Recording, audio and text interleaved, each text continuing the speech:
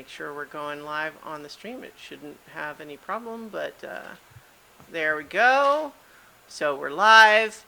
Hello, everyone, and welcome to Burn Bryte. I am Christiana Ellis. I'm going to be the game master tonight. Our players, David Archambault. Hello. Lee Burdett. Hello. Nobilis Reed. Hello. And Paul Weimer. Hi there. So, we are tonight, but are we burning bright? Yes, well, I suppose we'll find out. You know, one of the, touchstones of this sort of game is you play to see what happens. So we will see if we burn bright or not. But, so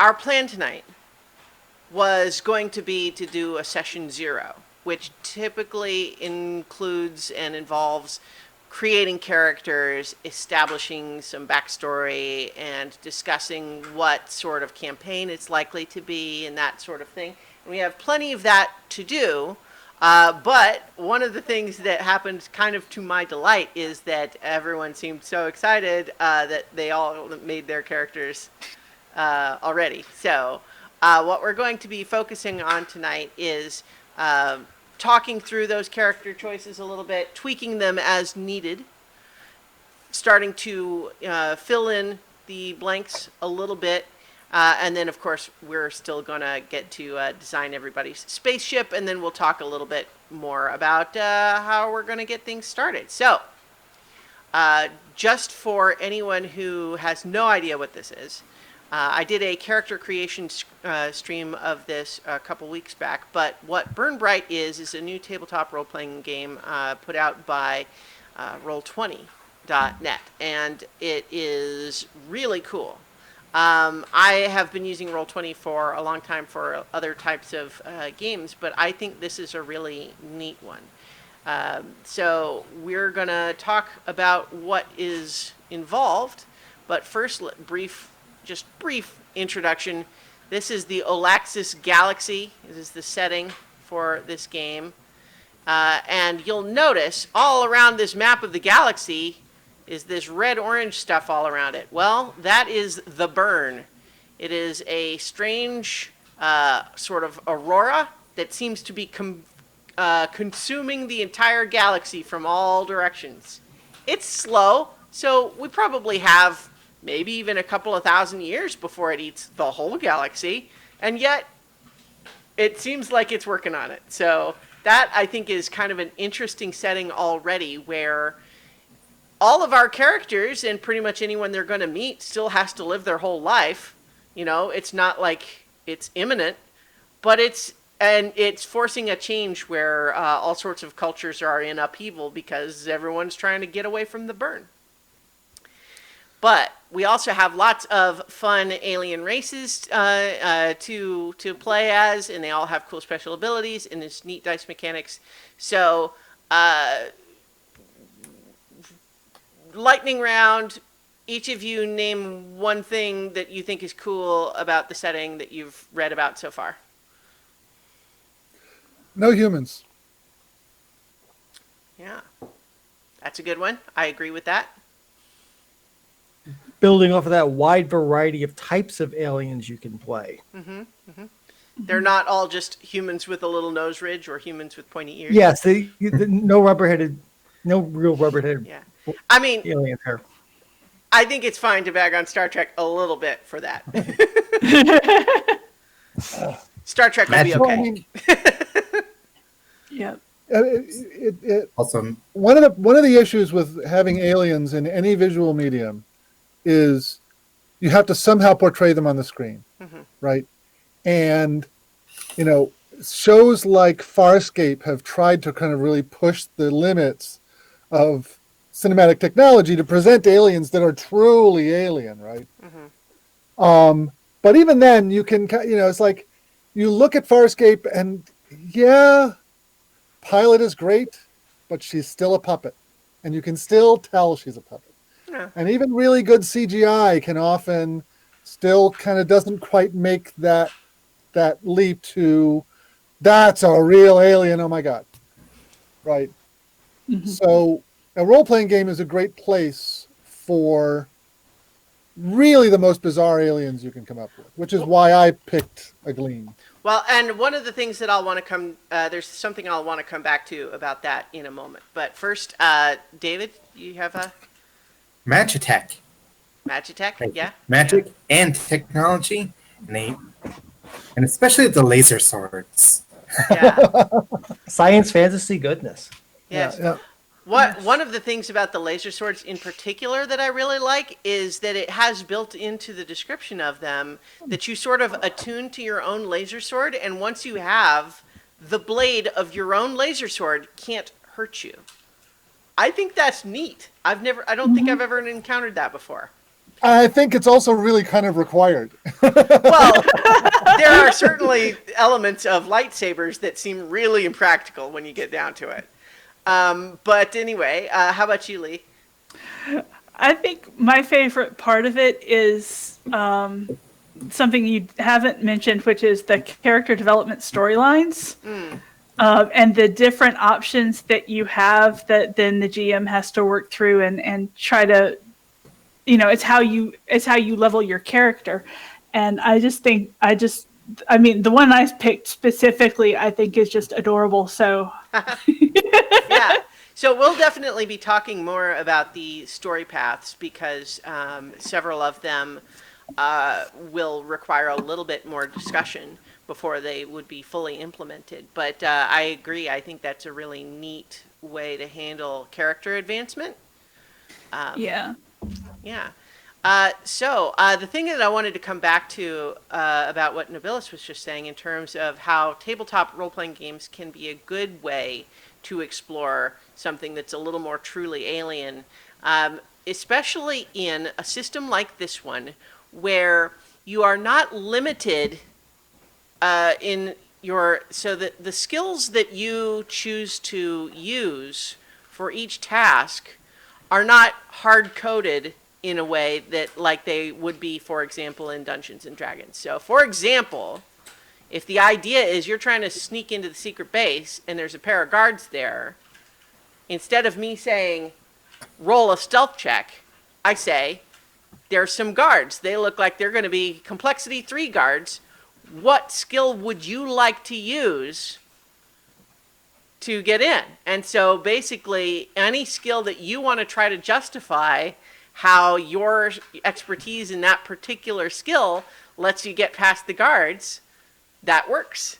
And what that just means is that it requires a little more from the players in the sense of being able to kind of try to describe and justify is that, oh, well, I use my presence to just sort of make it seem to them like I belong there, and so they leave me alone. Or I use ranged to throw a rock that lands in just the right spot for them to look away and chase after it in the other direction. Or, you as the players, need to try to come up with those justifications. But what that means is that it gives a lot of opportunity for you as a player to really describe how your alien character's appearance and physiology plays into what you're doing, as opposed to saying, I swing my sword, or I rolled a 15 on stealth.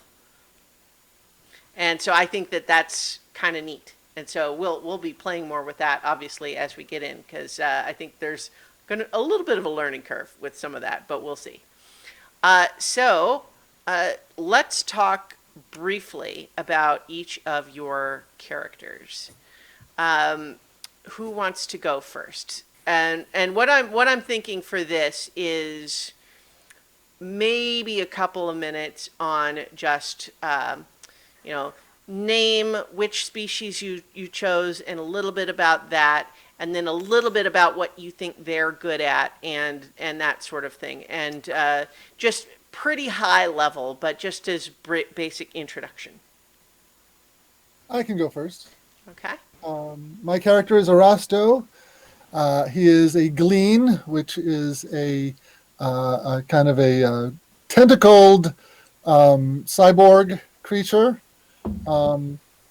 They are renowned as healers, and they've also got some pretty wacky abilities having to do with the thing called a reliquary that's embedded in their bodies, which I couldn't find an actual reference, but it seems to be the illustrations, the kind of forehead gem thing that they've got. And the illustration there is mine, so that's why it looks so crappy. It's it's not one out of the book. Oh, Um, It's not within the style of the provided artwork, but I think it's great. It's a lot better than I could do. And Rasto is kind of leans in on the healer thing. He is a has medical skill, though I tend to think of him more as a practical biochemist rather than a healer specifically, because his standard thing to say if somebody mentions having a problem or some issue that needs resolving is, "Oh, I can get some chemicals for that," and tend to solve most problems with a hypo spray. And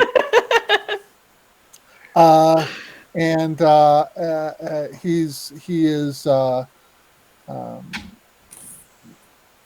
somewhat cultured and sophisticated. He comes from a wealthy urban background, so he's got a certain amount of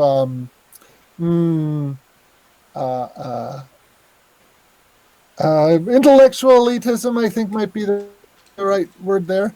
But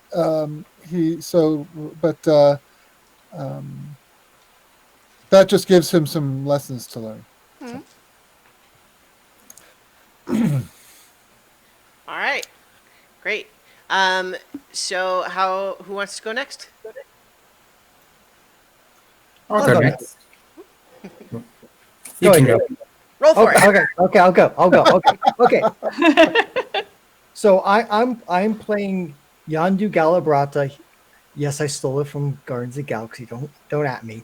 He's an Oron, which is a blue crystalline entity, kind of like a crystalline humanoid, and I've designed him to be basically very interested in piloting.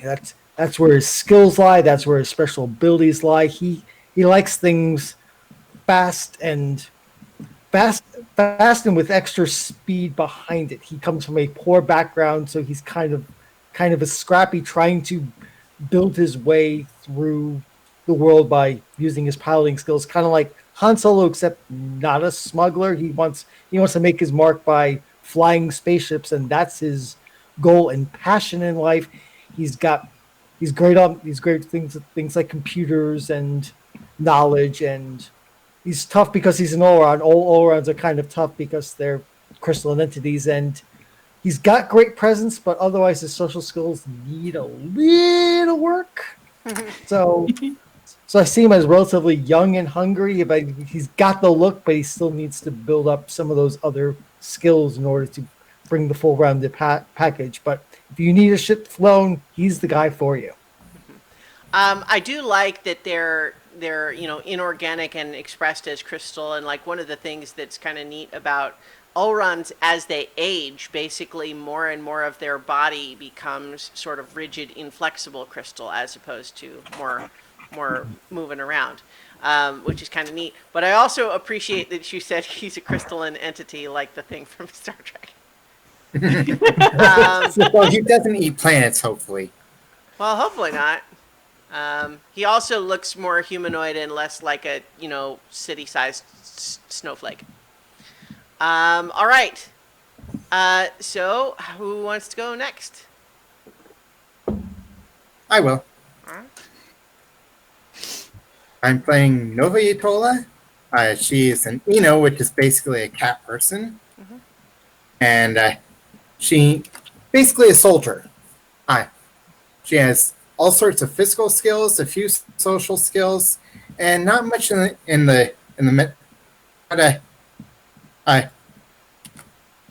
not specialized in the mental skills. And like her clan, which is how goes, is specialized in defense. they're basically, I figure those are the soldiers of the species, Mhm.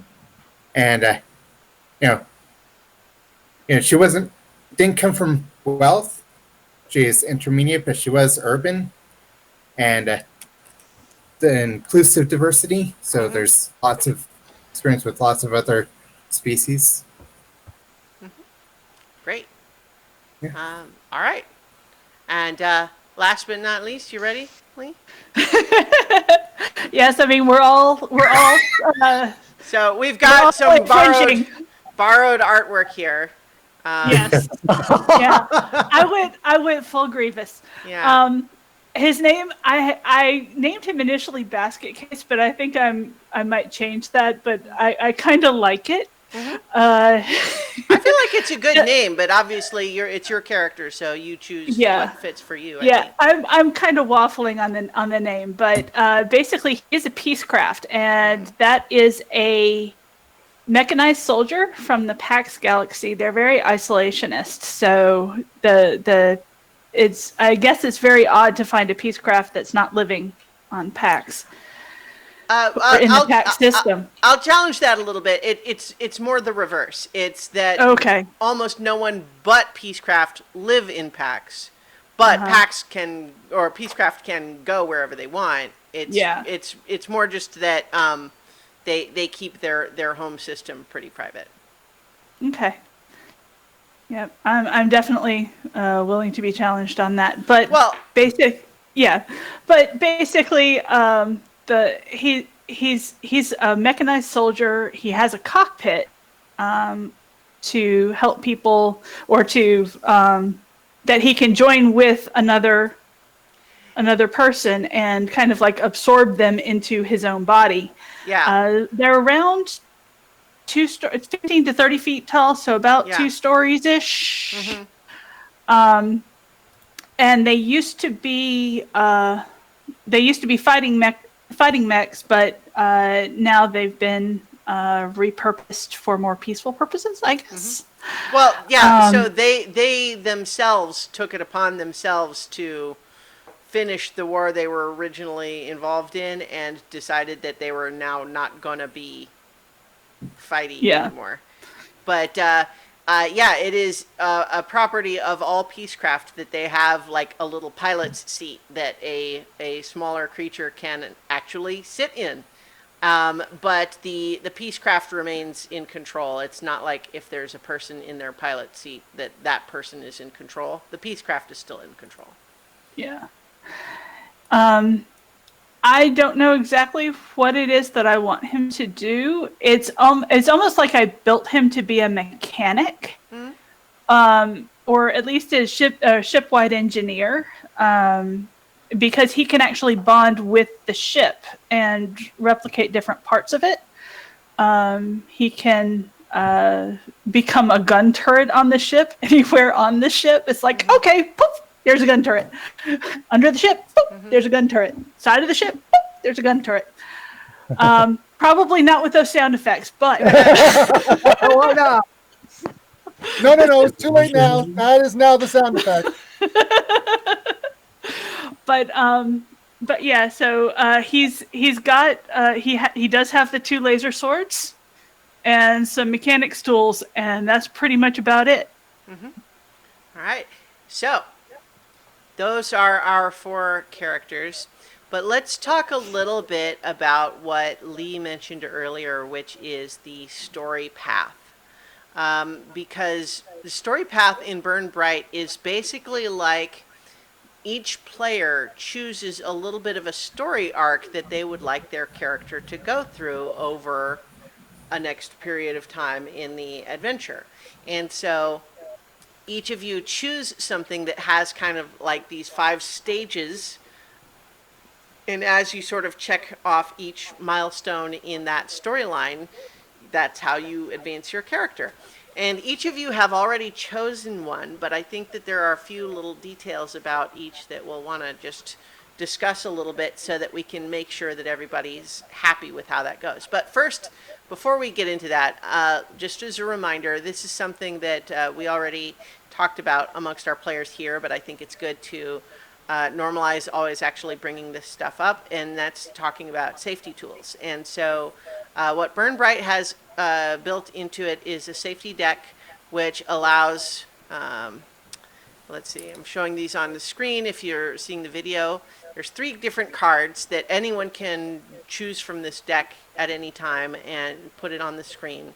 And these are just to make sure that everybody stays having fun. So if anyone is ever if something's coming up in the story and it could be something that you just feel like, I don't want this to happen. And it's not just a matter of from the story of the drama of like, oh no, I can't believe this is happening, but more like from the player's perspective of, this isn't fun to me anymore. I don't want this to happen. That's what stop is for. And so if you put that on the screen, we immediately stop what was going to happen and we figure out some other way for the story to go. Simple. We don't have to ask questions about it. We just move forward. And that's important because we don't want anyone to not be having fun because we accidentally or are moving into something that is making you uncomfortable. Slow down is obviously kind of a middle ground there, which is to say, this is starting to feel a little weird for me, but maybe we don't have to stop it. Maybe we can just cut back on the detail here, or we sort of fade away. We sort of say like, okay, well, maybe this happens, but it happens off screen, so to speak, that sort of thing. Or maybe we just talk about how to make it, course correct back to where everyone's having fun. And then keep going is specifically for circumstances where maybe in the role play, your character is very upset about something that has just happened. But you as the player are having a great time role-playing this character going through trauma, right? And so if you, as the player, are acting upset, but you want to communicate to everyone else, I'm not actually upset. I'm really fine. I'm having fun. This is just the character. Keep going is good for that. Where are these? I don't see. Okay, so if on the main screen, you should, okay, if you look at the lower right, there should be a little thing that has a little card deck. And if you hover over that, you should be able to click choose. And from that, you can drag any of those you want onto the main screen. If you guys want to try that now, that would be good just to make sure everyone knows how to do it. Yep. All right. Anyone have questions about that? Nope.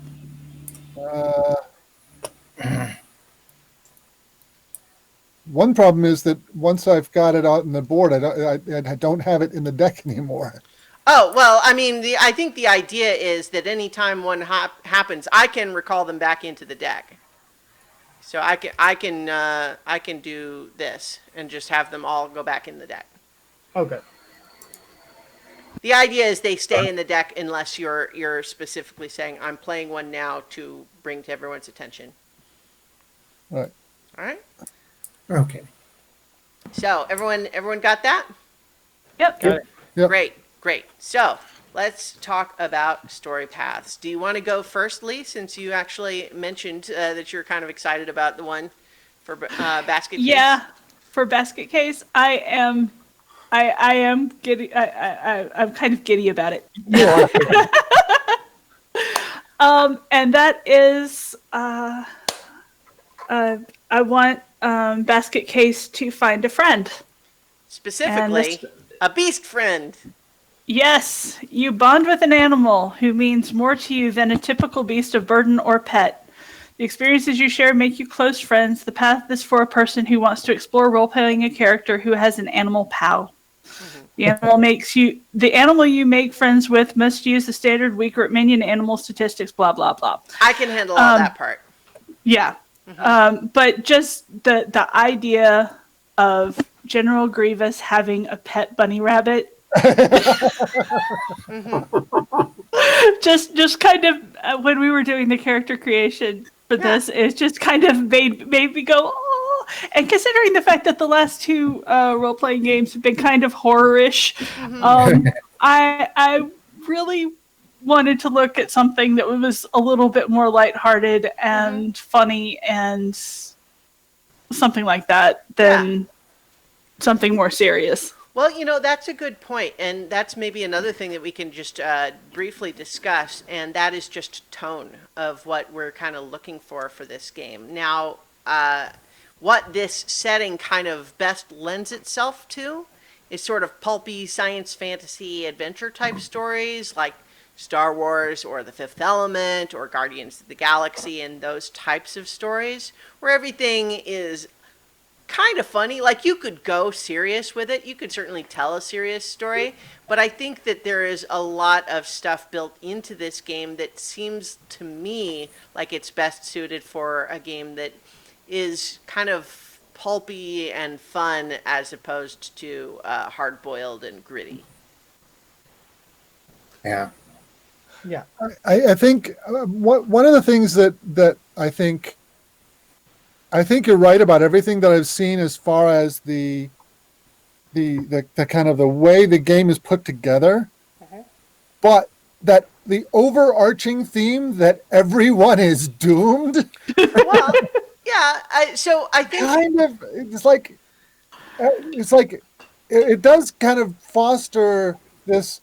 Nothing we do matters. It's all going to be gone in a few thousand years, anyways. That does seem to be the connection there, but I personally had a kind of a hard time with it. So what I would request is that that we're working for people who are trying to figure out how to stop it. Okay. Well, Right. there definitely are people doing that. There are organizations that are devoted. In fact, a lot of organizations have various things, and people have various opinions about what even it is and what to do about it. There are cults who feel like the idea is, oh well, there's clearly some incredibly powered being that demands sacrifice, and maybe if that sort of thing. Or you could say that it's a scientific phenomenon, and there's basically it's all the way across the board. But no, that's a very good point. And so one of the things though that I think is the lightness in this is that what I think a lot of it is intended to be is, first of all, remembering that this idea of, oh, everybody's doomed, it's like, but that's thousands of years away. This is pressure on everything because it's way in the future, but it's also like nobody is going to be around for that if it happens. But that's not to say we wouldn't want to try to stop it, and there wouldn't be people trying to figure out how to stop it. But I think it's also not necessarily intended to be like the solution in the game is how to stop the burn, because it's more like built into the setting. But at the same time, I think that the idea is a little bit like, it's the little bit of salt that you put in the cookie recipe, right? Because it leavens it a little bit. So it's like, it is, what do you do when, there's all of this out there that seems so scary and like doom, but what do you do with your individual existence to find the hope and the peace and the love and all of that to fill your life? What I'm saying is for myself as a player, I would find the game more satisfying if I felt that my character was working towards dealing with the issue. Yeah. Oh no, I have no problem being the comedy relief. So it was just, I saw that one. It was pretty much one of the first ones that I saw. It immediately drew me in, and I'm like, yeah, this is something that I can that I can see myself playing, especially because it's more of a lighthearted role. But like I said, I can see myself see it being like a comedy relief subplot. Underlying the whole, okay, we're all working hard and investigating this kind of thing, and fighting against smugglers who are trying to Yeah. do whatever, steal the research or something like that. But Yeah. I think what I'm just trying to illustrate, and I am 100% on board with supporting this idea, but I guess what I'm just trying to keep in perspective is that at least in the setting that is coming with the game, like the burn is not a problem that adventurers will solve over the course of an adventure, right? It is too big up for that. But what the things that you might do, for example, is like help a bunch of people that are in danger from it, maybe retrieve some crucial data so that it's not lost, that sort of thing. So I guess what I just want to mean is like it's great to be part of an organization that is working on the problem. I just don't want your expectation to be that we're going to have 6 sessions and then the burn is fixed. No. Yeah. No. That's absolutely not a requirement. Okay. Yeah.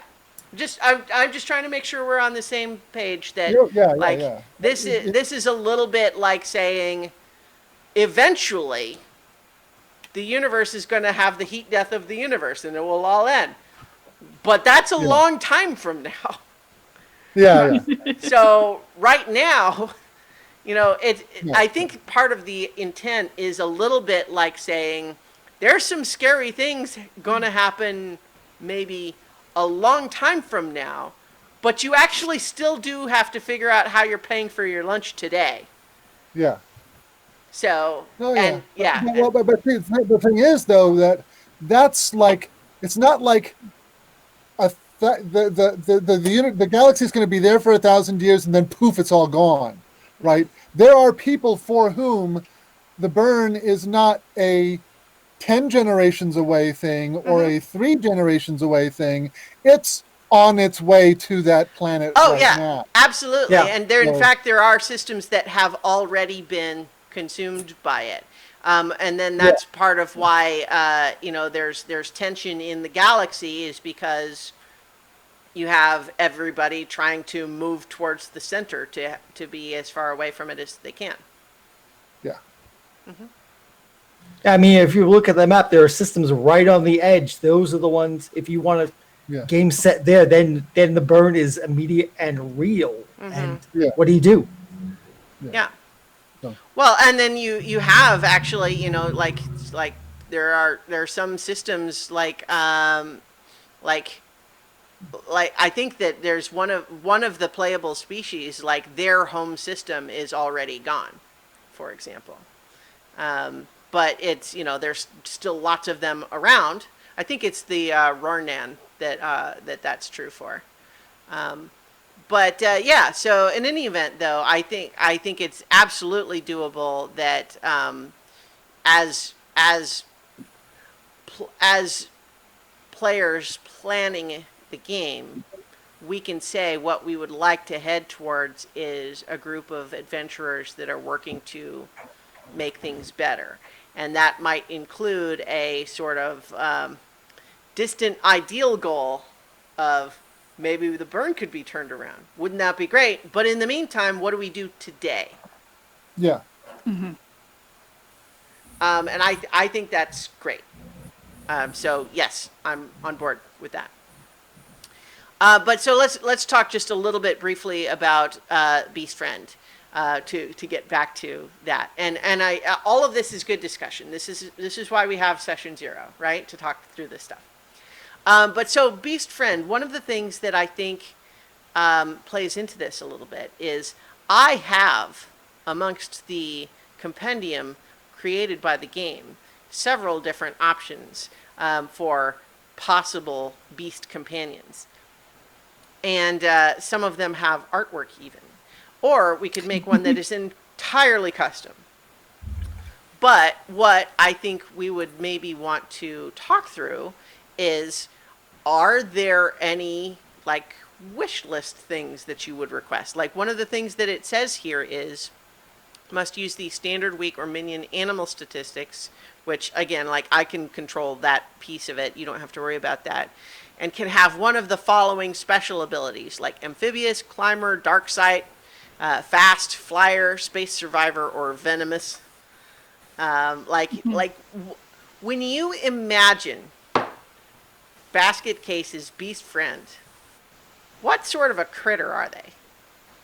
Like you described a bunny earlier. Yeah. I would say small and fluffy, but venomous would also probably fit into that as well. Just because Basket Case thinks it's cute. It's like, oh look, it's trying to bite me. Are you trying to get Stitch as your friend? No, no, not well, cute and fluffy, but not like the super strong, has multiple arms, blah blah blah. Okay. I mean, I'm not going to infringe on Disney's franchise that much, but just the artwork alone is. But basically, I kind of want something cute and fuzzy that may also be a little threatening to other to the other, just to give more storylines. It's like, Basket Case, come get your thing. Yeah. No, It's yeah. invaded the laundry. Sure. Okay, so this is one of the easier ones to talk through, because that's kind of what I got to, because what I didn't want to have happen is for us to have our first session, and so like one of the first things that needs to happen for your story path is that you meet this little critter and make friends with them, or at least, the criteria according to this is you complete this event after you meet an animal and show it some form of kindness, right? So what we wouldn't want to have happen is for me to introduce the critter that I'm thinking is going to do this, only for you to go, ugh, I don't know, like, I'm not feeling that one. That feels weird. Now, that said, obviously, I hope, if you see, while we're playing, that you see, oh, look, here's this cute little thing that has just shown up, and you're not feeling it, you are allowed, in character, to say, not that one. Now, it will mean you won't yet complete that wild meeting event, but my point is, I hope, like, the story paths are, intended projects, not prescriptive things. Like, you don't, in character, you never have to do the thing just because the next story event would call for it, right? Like, if it doesn't feel right, do what your character would do instead, and we can talk about it afterwards if we feel like we want to tweak anything about the story path or whatever. Okay. But yeah, so this is, as we talk about, like, there's going to be, Nobilis, let's bring up Erasto's story path. Okay. As a good example of that. So you have chosen for Erasto the story path of temptation. Yes. And so this is a good one that I think requires a little more discussion. It's like you enjoy experiencing the pleasures of life, while others might have a bleak outlook on the world. You see no reason not to enjoy what life has to offer. This story path is for characters who want to experience falling for temptation and digging themselves back out of the problems it caused. Right? But, like, there's a lot of different possible types of temptation that are not all Right. the same kind of story. Yeah. Well, I picked this when we made the characters, thinking that it was an interesting path, but I did not want to go down the easy path because he is, like I said, a practical biochemist, of him being addicted to some substance. Right. And in fact, I think that his understanding makes him kind of a little resistant to that, because he understands these things and can probably whip up something to counteract it for himself, at least. So I've been looking at various websites about addictive behavior, and and none of them were really kicking off for me until I remembered someone describing their addiction to initiation. And that's not necessarily initiating themselves, it was initiating others. That when someone has the very first experience with something, it's often much more transcendent than any later experiences, and they and someone who's involved in, and it could be sex or BDSM or drugs or what have you, once they're kind of enmeshed in it, they can start to vicariously experience that same first high they got by getting other people involved. And so what I see as a really good temptation that offers a lot of possibility for interpersonal interactions and all kinds of bad consequences, and it kind of fits all the different things that are on the path, is that he likes basically his temptation is temptation. It's bringing other people in on something and kind of being with them in the experience and showing them how wonderful it is. And he kind of vicariously gets to feel that, and a certain amount of pride and a certain amount of thrill of this kind of perhaps forbidden interaction. And that's the temptation that I think So, best fits the character and my ideas for what's going on there. okay, so let's talk just a little bit more about that. So is it any sort of thing that they would introduce to someone, or is it like some specific? Well, I think given his focus on biochemistry, it's probably going to be drugs. It's kind of probably going to be, this person has got something that they want in their lives, and he wants to kind of artificially, biochemically give it to them, and not just say, oh, here, go take this, but come here and take this and let me care for you while you are experiencing this. And kind of, again, like I said, vicariously initiate someone into this thing that could have bad consequences for them on the long term. It could have social bad consequences because he's brought this person away from whatever. There's all kinds of different complications that can go along with it. One thing that I'm going to just toss out as a sort of line is that theoretically that sort of area could start to get into some icky consent sorts of things, right? Now I know I'm sure that's not what you're intending, right? No, yeah. Right. Yeah. So but I'm just going to go ahead and say, from my perspective as game master, I would never want it to be that, and so I'm going to go ahead and say, in the story, that won't ever be what's happening. Okay. That's fair. That's entirely fair. So and I kind of agree. I mean, I don't. So it will always be any time that we have it happen, I don't want anything to ever be under false pretenses or. No, he's definitely going to people and saying, let me build this experience for you. This thing that you want, let me build it for you. Right. Yeah. And so it might well be, for example, that you persuade someone to try an experience, and they're really excited and into it, and the consequences is that someone else didn't want you to do that. Exactly. Or after the person's done with that experience, they have some negative consequence that could be part of it, or they become overly attached, or any number of things. I mean, there's all, but yeah, I mean, that's the first thing that comes to mind. Okay.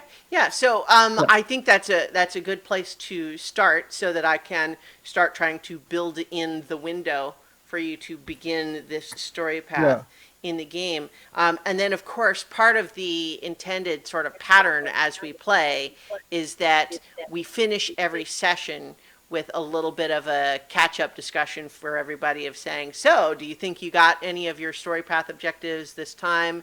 If you did, let's talk about it. Or if if we feel like, well, does this count? Does it really?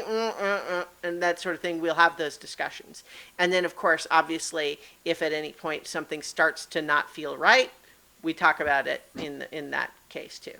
So we can always, it's always an option to change stuff. Yeah, not that I'm necessarily saying that will happen here. I'm just trying to illustrate the options. So we'll make that work. That sounds fun. Okay, so who wants to go next with your story path? I'll do mine. All right.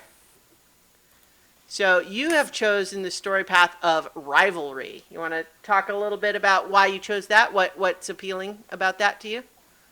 Well, I like the idea that Nova Yutola doesn't really sees herself as depressingly average, and the rival could be someone that someone who's just, to her eyes, better, more beautiful, more skilled, more higher ranking, what have you, and it's and I and I hate you because you seem to be so much better. Okay. So this is a good example of something where we want to talk through some of the details. Do you feel like, so as the story path is described here in the game, we say there's someone who you just know that you're not going to get along with someone. But it begins, the first event here is that you have a rival in some area and that you have a competition with them is the first step, right? So that it's unlike, for example, Beast Friend, where the first event is meeting the new Beast Friend. In this case, it's not meeting your rival, or it could be that this competition is your first exposure to them. But are you feeling like this is a character that Nova Yutola already knows from their past, or is that someone that they're maybe going to meet as part of this adventure? I could see it going both ways, where it could be someone that knows from military, from the military, or say there's a fencing competition kind of thing, and it'd be that. Okay. So another question about this, just because we want it to be a satisfying flavor of it, is do you want this other character to be someone who hates you back or no? Because there's all sorts of rivalries, right? So it could be, for example, that your rival is this person who always does everything great and I hate them so much and they don't even know I exist. Or it could be someone who hates you back just as much in the same way. Or it could be someone who's actually super nice and feels a little bit awkward about the fact that you're so mad at them all the time, but they're just trying to be nice. Do you have in mind something like a personality there? Well, I don't want it to be someone who really hates me back. Okay. I think probably at best would be someone who really doesn't know I exist. Then it's yeah. Okay, yeah. So part of your drive in this whole storyline will be that sort of thing is I'll show them that I deserve to be just as recognized as they are, or I'll prove to them. They don't know who I am now, but wait until they see me do whatever, right? Yeah. So the other thing that we want to kind of establish, I think, is I could set up any number of just different possible things that you might be in competition with this rival in. But do you have something in mind, some particular skill or aptitude that you feel like you would want to be the thing that you are specifically in rivalry with them over? Uh, hmm.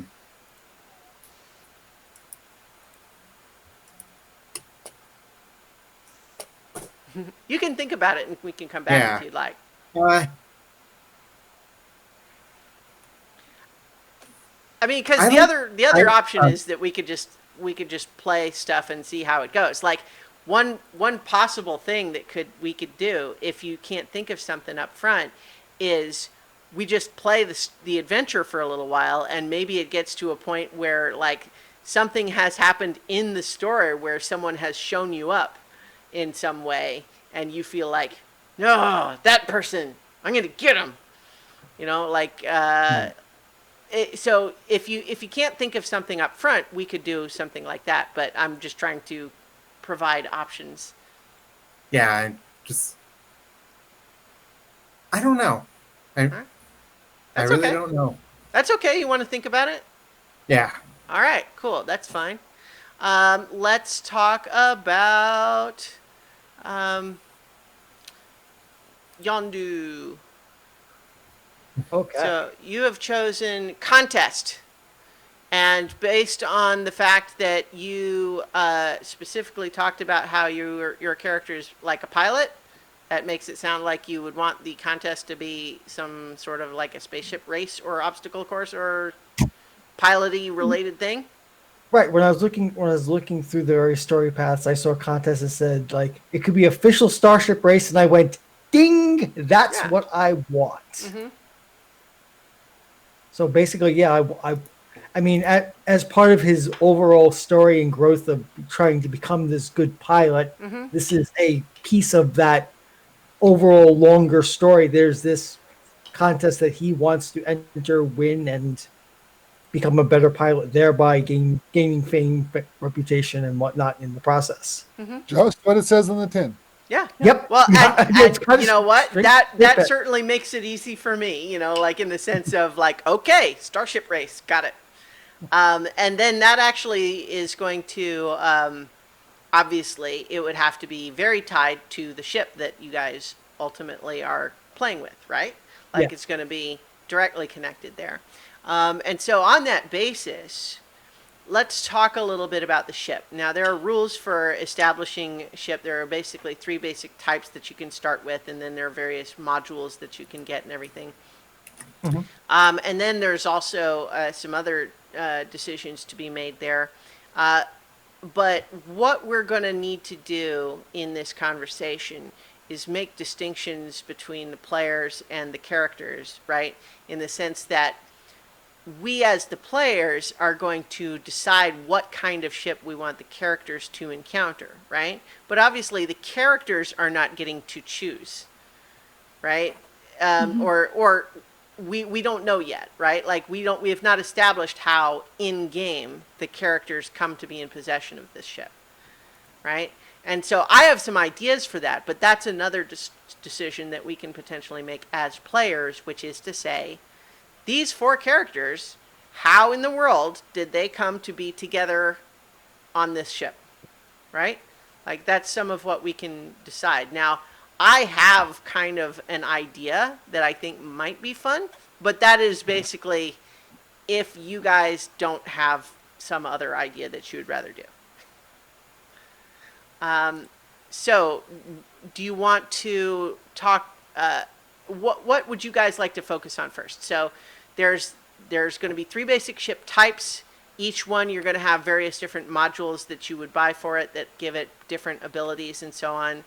But then there's also part of the lore in this setting is that all spaceships are controlled by what's called an MI, aka magical intelligence, which I really like that there's bits of the lore that basically say, why is it not called an artificial intelligence? Well, because there was actually a whole war with artificial intelligences where they were wiped out like a couple hundred years ago. But how different are MIs from AIs? Well, don't ask that question, please. Let's move on. Because that's, and so there's a little bit of an element of, they come about in a different way.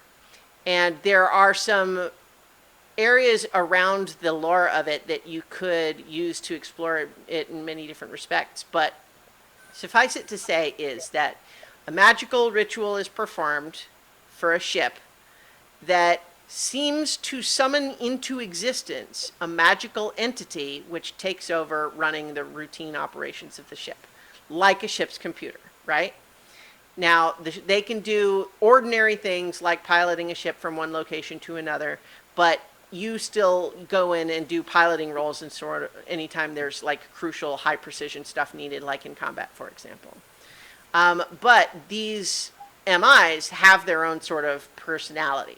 And in fact, they actually also, there's MI space, which is like cyberspace, and there's all sorts of stuff that can happen in ship combat in there too. But one of the and generally speaking, although MIs can have a wide variety of personalities and drives and opinions and so on, there's generally a sense that like they don't seem to mind being in the ship. Like that's generally that's just what they are, right? They might have opinions about how the ship is treated, but they don't seem to object to being MIs on the ship. So that's so basically the question to ask is, what is your ship's MI like, right? So there's the mechanical stuff is straightforward, but what is the personality of this MI character like? Do you want to start with what the different ship types are? Yeah, let's start with that. Yeah, it's easier to build the personality once you have the shape and the modules and stuff. Sure. So there's basically 3 primary types that you can choose from, and I'll bring them images up on the screen there. There is the bolt, which hang on, let me put you. I'm showing it on the screen, but I'll bring the little player flag over. There's the bolt. So this is the smallest one. It is fast, small, sleek, long, sleek rockets made for moving through outer space in style. They're nice inside.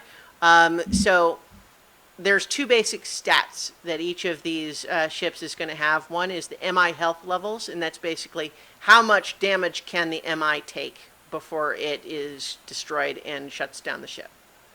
And that is, so for the bolt, there's 3. And then the livability rating is a reflection, it's an abstraction of how nice the ship is, right? How nice it is being on the ship. And what that does mechanically is in-game, the number of total Nova points that you can accumulate and the number of advantages that you can accumulate in combat encounter is capped by your ship's livability rating.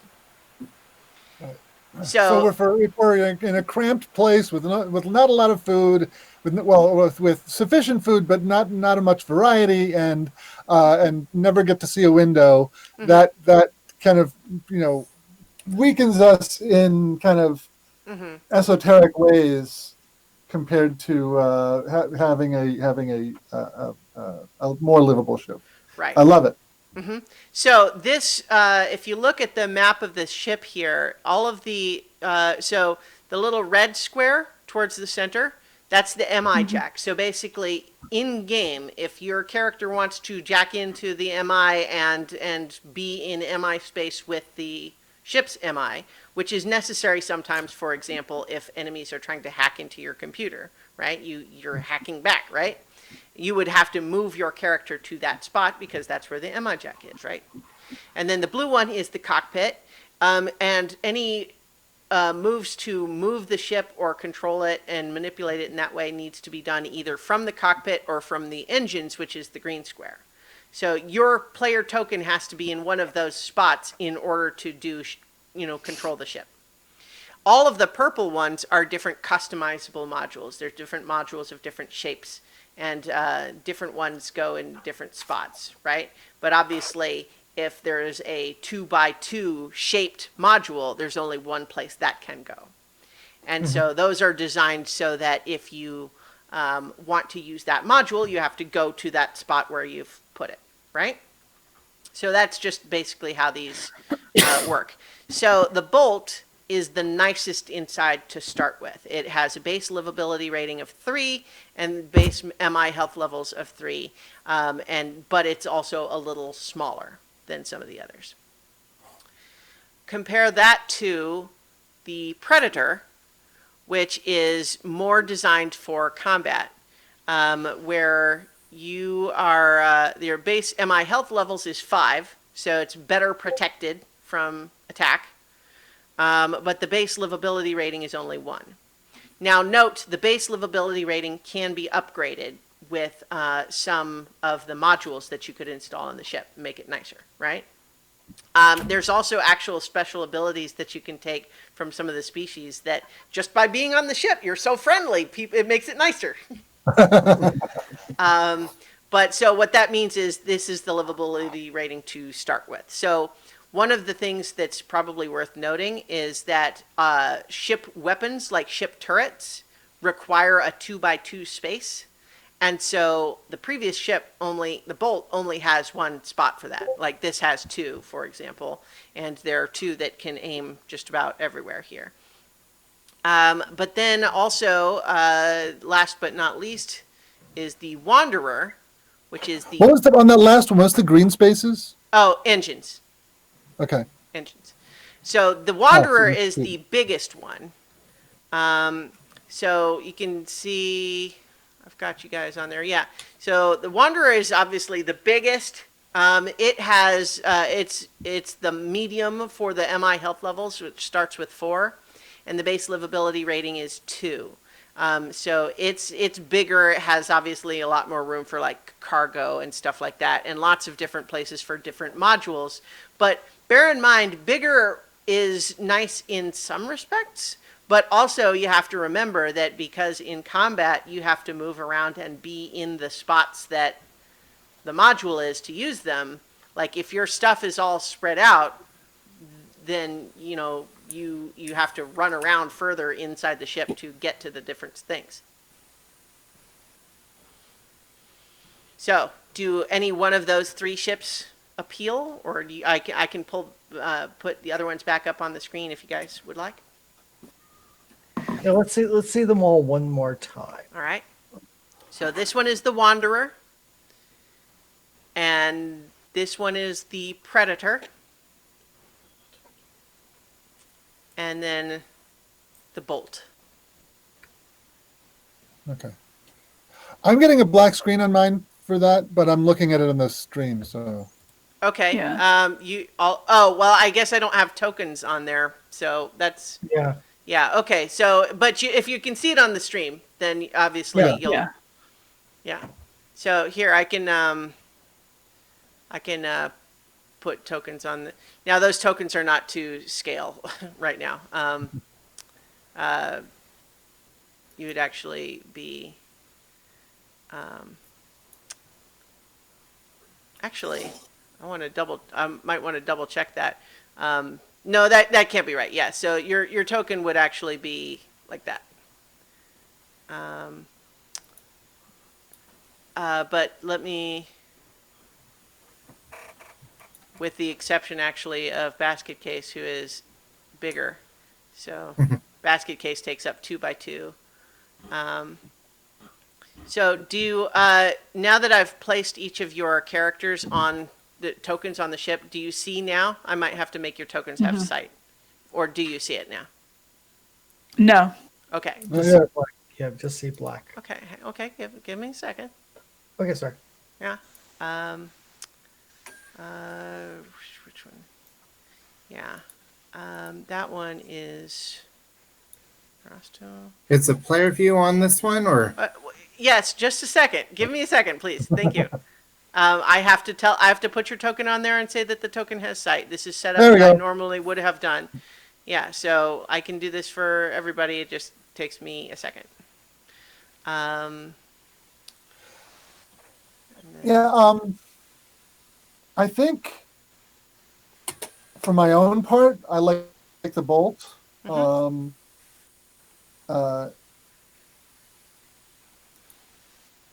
it's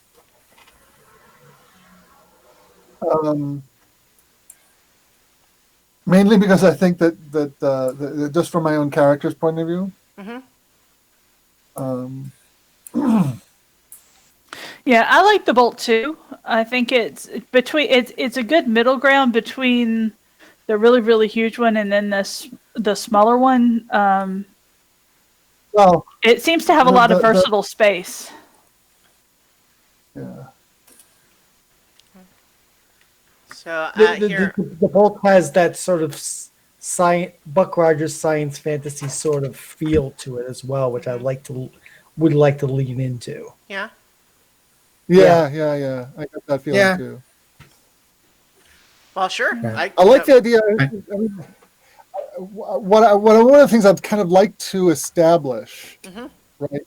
Just to kind of give this the kind of science fantasy feel that I like, is that what we see is like the main deck, and the top of it is just this transparent, shimmering force field type thing, and the bottom section, like a boat, right? Like a sailing ship, and that uh, uh, uh, it is actually kind of shaped a bit like a sailing ship, so. No, Bill. So you were a fan of Treasure Planet by any chance? As a matter of fact, it's on my list of things I should watch sometime. You And probably should. I will but admit that to be thing a is so long. But that list is so long. I may never get around to it. 3 or 4 things go into it for every one that I watch. Yeah. yeah. I will admit that I am a fan of Treasure Planet. Yeah. And I love that idea that there's like a force field over the deck, and it just from the top view it looks like that, and from the side view it has that keel shape, or maybe even just a little bit more streamlined for flight. But And this one has that, a little more kind of Flash Gordon-y look to it too. I think that's part of the reason I like it. So one thing that is potentially of note for you is that one of the choices you have about your ship's weapons is made for you when you pick this ship, because it has only one module big enough to fit a weapon on it. So you get the weapon package that comes with one. So the weapon packages that are theoretically choosable are 2 fixed turrets, 2 pivot turrets, 1 fixed turret and 1 pivot turret, or 1 rotating turret. And because you have only one spot, you would get 1 rotating turret.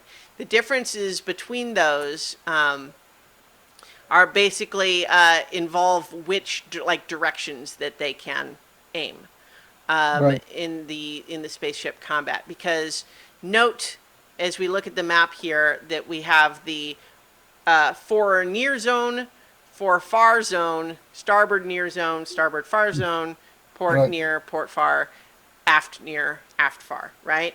And so the distinction is the way it always works in combat is that when you are piloting your ship, you're making the decision to move in one direction or turn, clockwise or counterclockwise in this, but it's obviously abstracting the third dimension here, right? So if something is showing in your starboard near zone, that could reflect them actually being above or below the ship, right?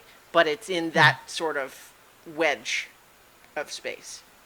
And Like- so My days playing Starfleet Battle has finally come to the fore. High five! played the heck out of that game. So let me just trying to find the spot where it's describing these the rotating turret. I think what it can do is it can aim the rotating turret range near which means that it can only attack things that are in one of the near zones. But I believe that because of the rotating, it can attack in any of the 4 near zones.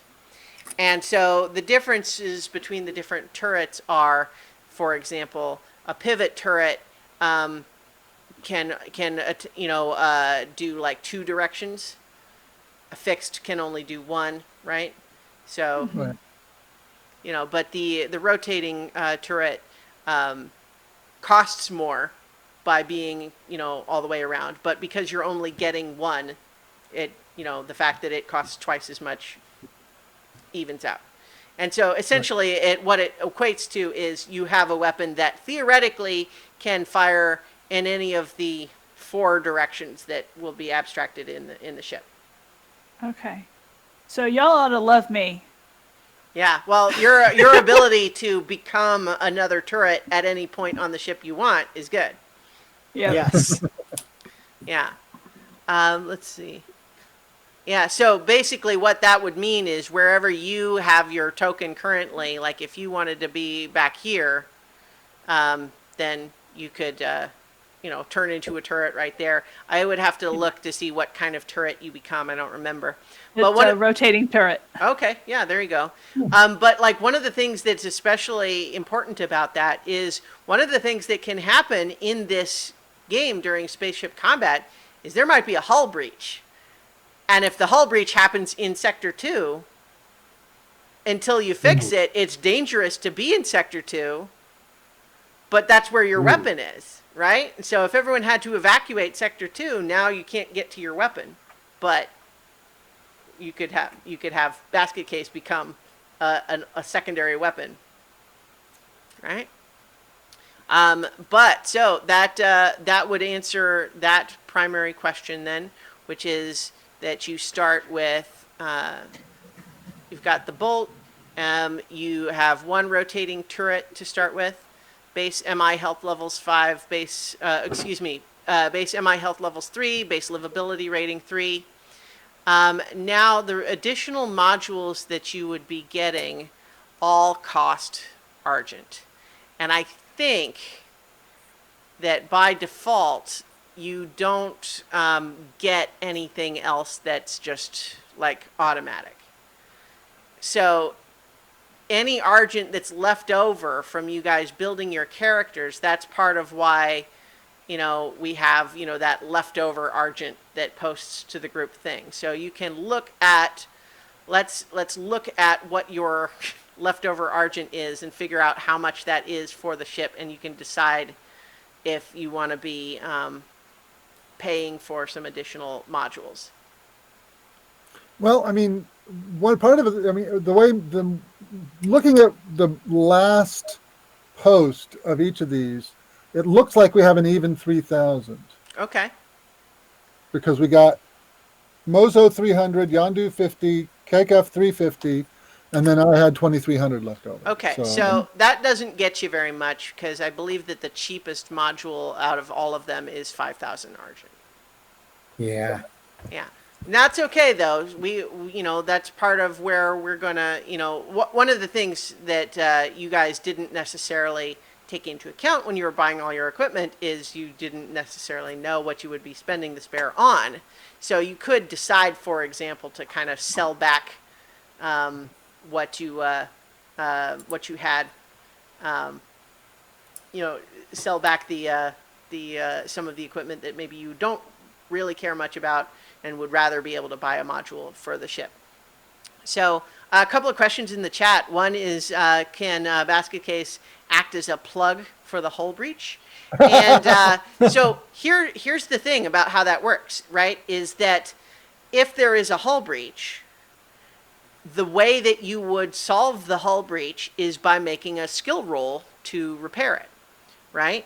And just like any other skill roll in this game, you can choose any skill you want to justify it. And so, for example, someone might say, I'm going to use my engineering skill to fix it, which would be straightforward. But you could also say, I use my power skill to just literally physically heave a filing cabinet over the blockage with my active strength to block it, right? And so it could be anything. And so I think that there might be some specific special abilities that let you accomplish hull breach repairs without needing to make a skill roll or making them easier. But that's how you would solve a hull breach in this game. There's also a question of, are there crew quarters on this one? I think that there's not like an obvious spot labeled crew quarters, but I think it would be up to you guys as players to just decide where on the ship you guys hang out and what you do with it, right? You know, like if you guys put up curtains to divide up different parts of the ship and decide that's where the quarters are, then that's up to you guys. If there's some abstraction, I mean, there could be rooms that we don't that aren't on the map because they're not really important to the day-to-day running of the ship. Yeah, I mean, yeah, to some extent, you know, we can use our imaginations for aspects of that. But so let me just describe some of the modules that we're theoretically talking about here. Is things like one of the interesting elements is that currency in this game is called argent, and essentially it's actually a living magical organism, kind of like coral. And so when it's just out in the atmosphere, it's just this inert sort of glittery powder that you transport in little vials. But if you set it up in a special little terrarium thing where it can actually achieve what it needs to grow, it can grow more, like earning interest. And so that's awesome. Yeah, and so basically if you take some of your argent and seal it away in its special little module, it will grow more.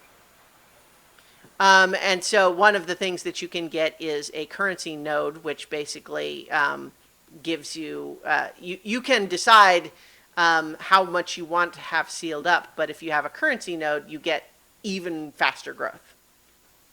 There's a cryo chamber, which increases the livability rating of the spaceship by 1. Also, it it can allow you to sort of, in fiction, skip past some of the boring spaceflight travel time. But you could also, theoretically, it says, used to hold prisoners without the possibility of escape.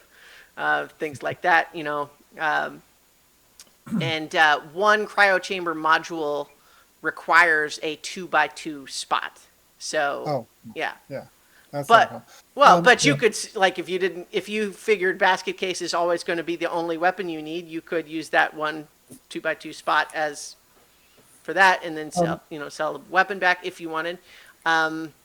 Digital sector controls takes just a 1x1 square, and what that does, some of this is clearly influenced by the video game FTL, if everyone has played that, or yeah. So digital sector controls basically allows you from that module to seal or unseal any other sector of the ship, which normally you can only do from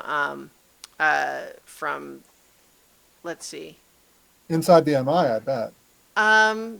Yeah. Okay, let me kind of skip ahead because we have a racer pilot. Are there any modules that make the ship go faster? Yeah, must go faster. Must go faster. So there's an emergency booster, which isn't necessarily usually about just going faster in general.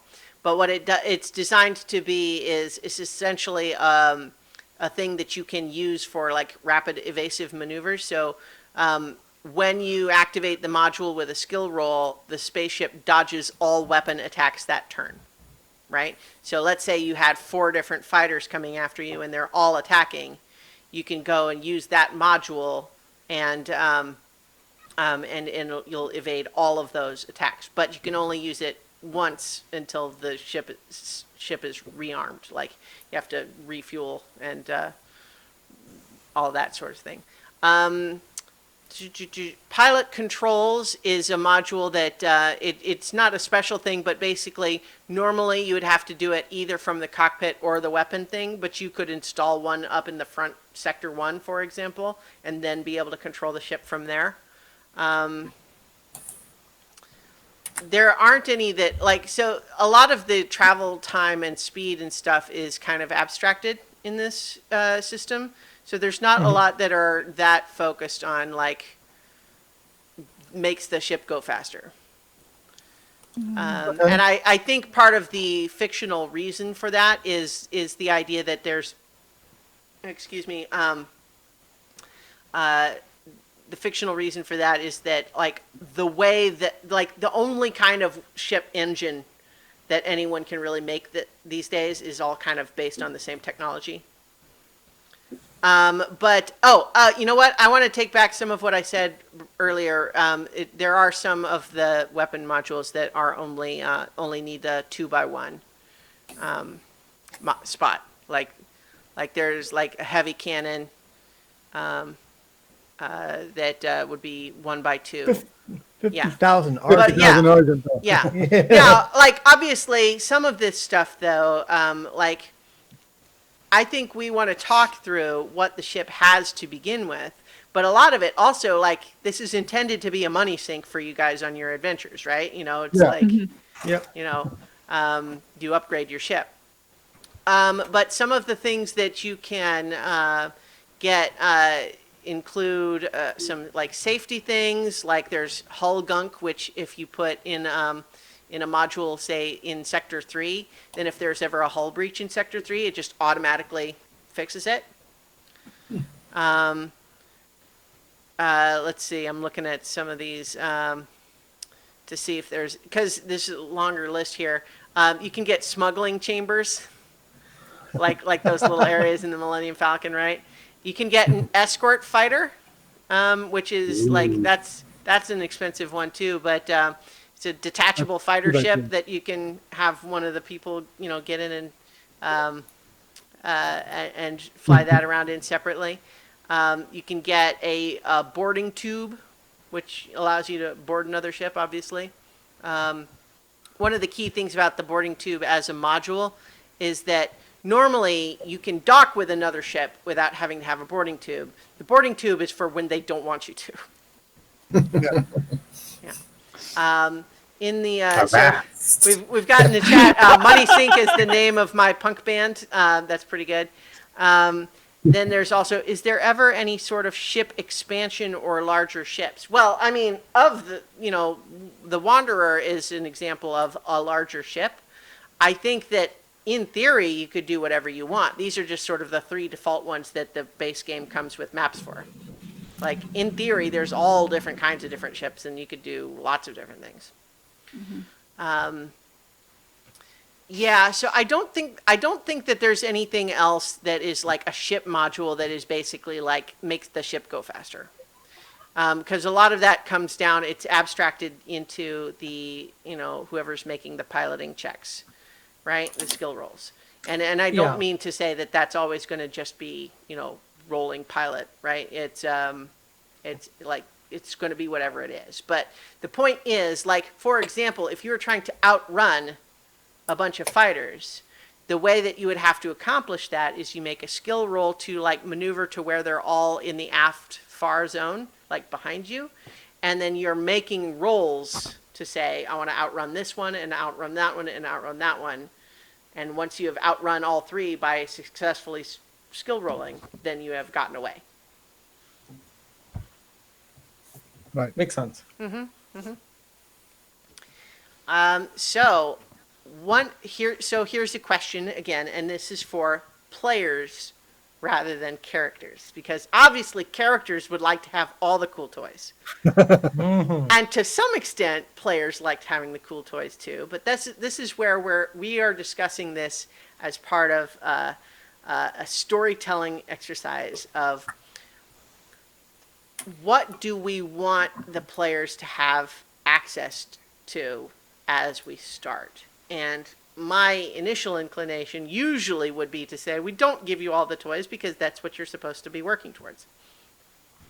But the other thing is that have any of you given any thought so far as to what do you want your group's backstory to be? And again, I have some ideas if you guys either don't have any of your own or just want me to do it. So I am willing and have some. But I am also 100% on board with if you guys say, wouldn't it be cool if blank, and that's the story of how you became a group and have a ship, I'm 100% happy to do that. So, what do you think? Well, I'm not sure how Novatola would uh, necessarily become part of the group, but I imagine like she gets, her discharge from military, and then just finds that she has trouble reintegrating into civilian life. So, you know, maybe she looks for a ship she can be on, because at least that is somewhat reminiscent of military. So, the beginning of what my idea was the idea that if each of you can imagine what circumstances led them to this point, but each of you has received a message that seems pretty likely to be a scam, but essentially says, you have won a free spaceship. Come to this place to collect it. And it's the sort of thing where that seems too good to be true, but what if it's not? What if you could really just go to that place and get a free spaceship? Well, I mean, the MI that's on a ship is a sentient being. It's not like so. To some extent, the ship is an NPC. Yes, that's correct. So I like the idea that the ship has got some purpose in mind, and it's the one who kind of sent out some kind of feelers and said, "Okay, you come here," and maybe not. And the invitation wasn't necessarily here's a free ship, but was a little more tailored to the individuals. So, Anabilis? Right. Yeah, so without getting into the nitty gritty of it, like I had described sort of like the premise setup to the larger answer being you've got a ship that's looking for a crew in order to do something. Can you tell Nobilis has played with Christiana before? Yes, you can. I am having flashbacks to the Juggernaut Oh, jeez. from our Space Casey game. Yeah, so we played 5 or 6 sessions of a game that we call This Space for Rent. If anyone wants to check out the backlogs on my channel, that was a lot of fun. Oh yeah. But yeah, so I feel like that is certainly an option, that each of you doesn't really know any of the others, but you've sort of all been selected by the MI via inscrutable criteria, and invited to show up at this place where you are going to be presented with this ship. Possible complications could ensue, maybe, but that would be essentially how you would come into possession of the ship. Or the ship is in possession of us. But if even if that were the case, though, there are still questions we would want to ask, like what other sorts of modules does it have on it already? If you're not getting it like brand new off the assembly line, what is the personality like of this MI? Like some of these sorts of things. But like anybody who has any thoughts on this, just spill them out. We're brainstorming here. I do like the idea of being of not choosing the ship, but being chosen by the ship. Yeah, I get it. I mean, I mentioned it before earlier because it's been on my mind, but I'm getting a real kind of Farscape vibe from this. Yeah. And it just so happens that Farscape is one of my all-time favorite shows. I mean, I loved that show. And the way the crew is they're really diverse people who are all kind of caught up in this thing. So how about if the planet that we were on was actually suffering some kind of collapse. Maybe not the burn necessarily, but there's some kind of collapse going on. Ships are leaving, and this ship is like, I need a crew. I don't have one. I need to leave, and I'm gonna pick the people that for whatever inscrutable reason I want on board, and we're to some extent refugees, or what's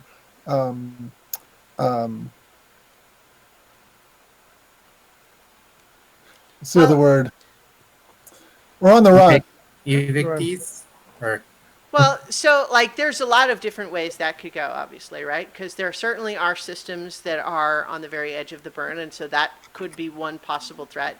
But it's also true that there are a lot of systems that are maybe not necessarily right there by the burn, but the societies that have lived there are basically saying, we would like to be further ahead than we are, so we're going to go and try to take over another, so there's wars and stuff happening and tensions as a result of everybody kind of trying to move towards the center. And so it could just be that like the formal organized government of this particular system has basically already said, peace, we're out of here, and have just left anybody who doesn't have the resources to leave themselves to say, okay, figure it out. And then it could be that it's still like hundreds of years away from the burn, but it was just like the people with money already decided to leave, right? Could be something like that. So like that's one possible option. And again, like your characters might have all manner of individual reasons for why you happen to be present there. I mean, that's kind of why I had sort of initially thought that like you just each receive a message saying show up at this place, and then each of you were just sort of in a position where following up on something like that feels like the right thing to do, even if it's a little weird. Well, to go back to my original thought that there's some organization or something that we're working toward that has to do with either ending the burn or somehow evading it or what have you. Well, so there's a couple of different organizations we could deal with in that regard. What if the ship has some crackpot idea about how to deal with things, and we've been kind of recruited for that? And one of the things I've noticed is that none of us have made really kind of somber characters. Nobody has made really kind of emotionally level characters. And I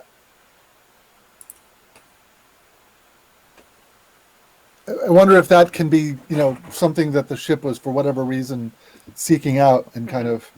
Well, so let me describe part of a describe. broader organization. I'm open to that too. Let me just I'll read out some of the stuff that's in the lore about existing organizations, and we can talk a little bit about some of that. There is one group that actually comes into play with the starter adventure that came with it that I'll be running an adapted version of, called Burning Daylight. And as a part of that adventure, you are essentially recruited to do a job for the ARC, which stands for Alliance of Relief and Conservation, which is an organization of emergency responders, healers, and adventurers that have made it their mission to evacuate and provide relief for people close to the burn, recovering from natural disasters and in war-torn areas and that sort of thing. But one of the things to know about them is that they're kind of a nonprofit, for better and for worse. Meaning the people who work for ARC are generally true believers who are really in it for altruistic reasons, but also they're disorganized and under-resourced and often spread way too thin. So that is an organization that is like and it's like that's part of the adventure, is that you would do a job for them. Some of the others, like there's one called the Order of Heroes, which has a little bit of a counterintuitive name, which I'll explain here, which is essentially they have done some tests and have some anecdotal evidence to suggest that there were times where big, important, influential, heroic people were swallowed up by the burn, and then the burn stopped advancing for a while. And so their theory is that the advance of the burn can be slowed by essentially feeding it important, powerful, influential people. Personal sacrifice. Oh, The burn. wow. Wow. Elon Musk, your time has come. So, well, Oh, so the no. thing is that you might encounter the Order of Heroes in places where they are essentially out there lobbying to say, do your part, volunteer. Yes, it's scary, but you're doing a good thing for the rest of the galaxy, and that sort of thing. But there are also chapters of it that get frustrated with how few volunteers they get. Yeah, they could make Um, adversaries like, yeah, we're going to take Bill Gates and we're going to throw him into the burn to slow it down. Right. But But he there likes could it or al- not. Yeah, but there would also probably be sub-chapters within this organization that are really just trying to understand the science of it, and they're saying, like, is this even really actually true? It seems like some of the data suggests this, but we have no idea why that would be, and want to figure that out, right? Yeah. So, it's a big organization, so there's a diversity of opinions within it, but certainly some of them are, yeah. See, what occurs to me is, would Zaphod Beeblebrox actually be an acceptable candidate to be thrown into the burn? No, no, he's too I- self-centered. Well, no, here's the thing, is that from the Order of the Heroes perspective, worth a shot. Yeah. But then there's also, let's see, there's a collection of a bunch of conspiracy theorists that mostly are like, they do a lot of hacking and decrypting and trying to, thinking that all of the different secrets of the universe are like, they think that maybe there are people who do know what's really going on with the burn and are keeping it secret from everybody else, and like they're devoted to exposing all of this sort of thing. They're big on trying to uncover secret information. There's also the Poured Pirate Collective, which obviously is probably not one of the choices you would choose for helping. But if you could be pirates, or probably more likely you're going to fight pirates that want to stop you from doing your thing. Then let's see. There's other there's a few other. There's a few other organizations, but mostly those are the ones that have some people. There are several others that are not really helpful, but maybe middle of the road or gray area in terms of ethics. But like, for example, there's the Zura, are an organization of bored, wealthy individuals who inherited their wealth, and they're basically thrill seekers, and so they hire adventurers to take them on, death-defying adventures. And that sort of thing, and they hire guides and guards for thrill-seeking rich people, for example, right? So, like, is that unethical? Well, you could have Well, it depends unethical. on whether or not we're trying to get them killed. Well, that's ultimately what it is. Like, probably they would say that we redistribute wealth. If they want to spend it on stuff like this, we will happily take that money and that argent and go and spend it now on other things. But other people might say, taking a bunch of rich people's money to take them on a safari to go kill endangered species is just maybe not what should happen, right?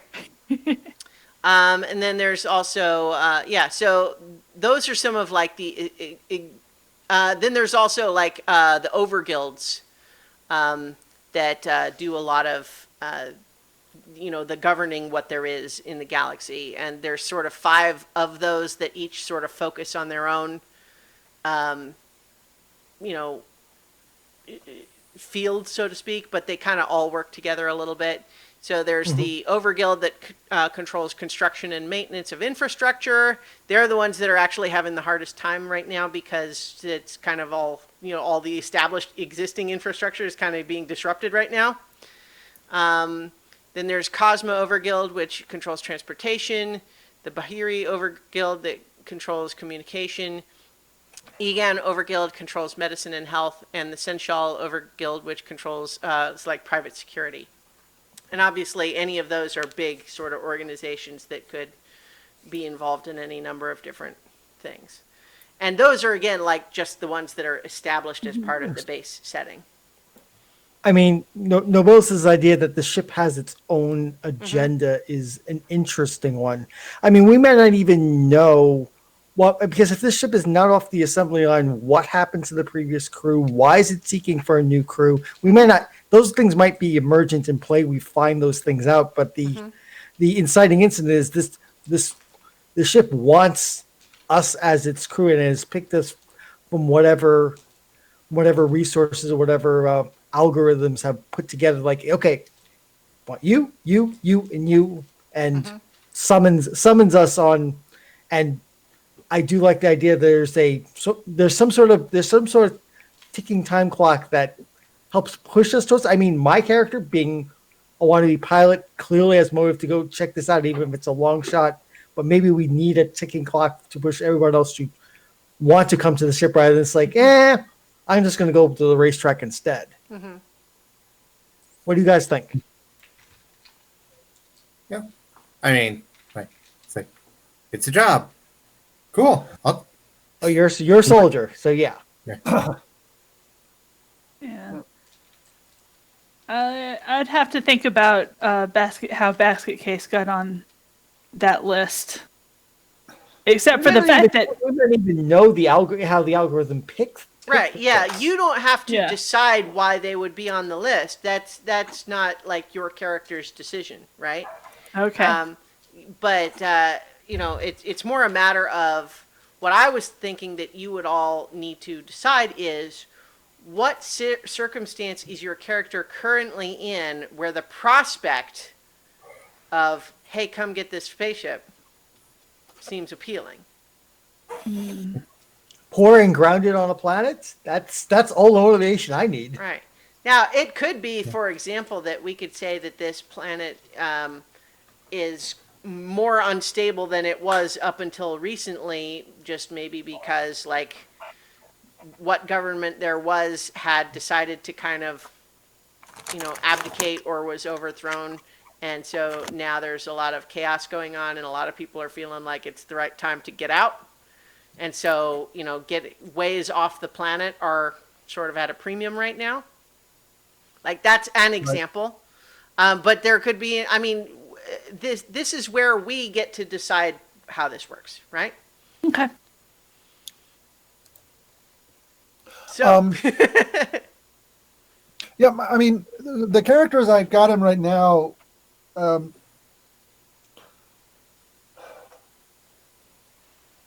don't have a lot of motivations worked out. His story path is still kind of nascent. So,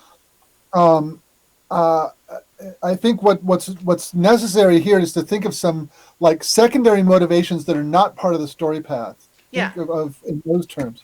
I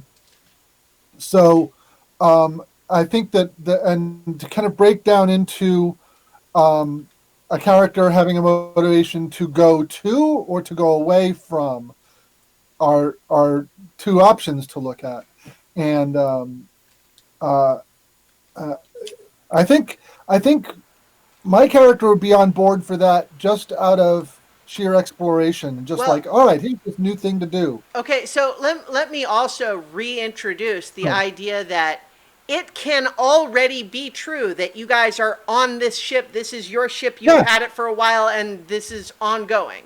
as opposed to us having to build a story of why you are all on it. Like so we don't, if it's starting to seem hard and we're having like to try to really stretch to come up with a reason for this or that, I mean, we can just decide, like, we can establish later why you're all on the ship. We don't have to do that. We can just start the adventure next week with all of you all are already crew on this ship, and how you got there, we can, you know, like, we can have that be either established later or utterly unrelated or what. Like, it doesn't have to be a thing.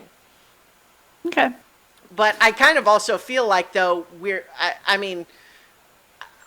I hope that we would not go with that option just because we have made the idea of coming up with the story too much work for ourselves. I feel like everyone's leaning a little bit in a direction of having it to all be very serious and sensible instead of a bunch of crazy, mixed up guys, you know, people tumble into a found family on a spaceship, and it's all very fun and silly, right? Like, you know, we don't have to have this deep, serious backstory of why this planet's being evacuated and everyone needs off the ship. And, like, I mean, it can really just be, you know, you can have someone. I'm thinking like the first episode of Farscape. Okay. The only character whose reason for being on the ship is Crichton. Mm-hmm. When it first starts up, everybody else is the cipher, and because partly because it's mostly from Crichton's point of view, but it, you know, if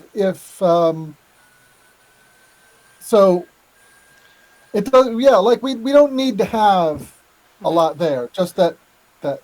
Yeah, but like by contrast, for example, you know, even though it wasn't the first episode, right, in Firefly, like when they did the episodes that would have been the first episodes, we don't have to get into all that.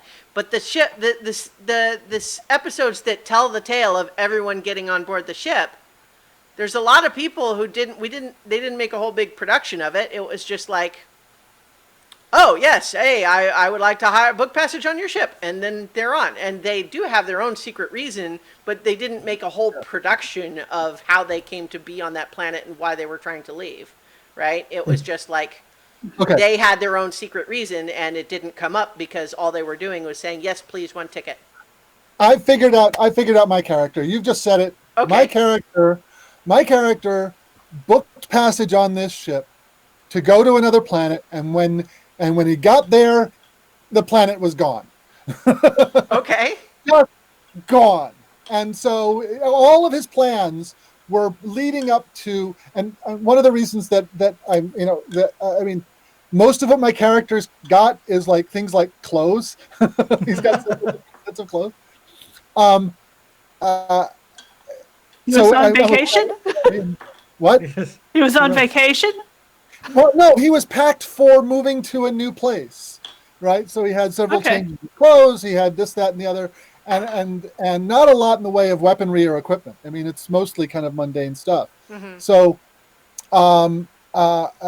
so I thought he was on his way somewhere. He booked passage, and then when he got there, the planet wasn't there for whatever reason. It can be something mysterious. It could whatever. Well, but also, like, does it have to be as extreme as the whole planet was missing for some mystery, as opposed to the thing that you thought you were going to do there fell through?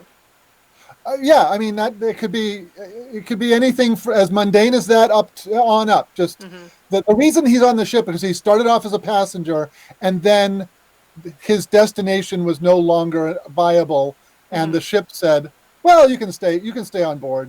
Just, you know, because."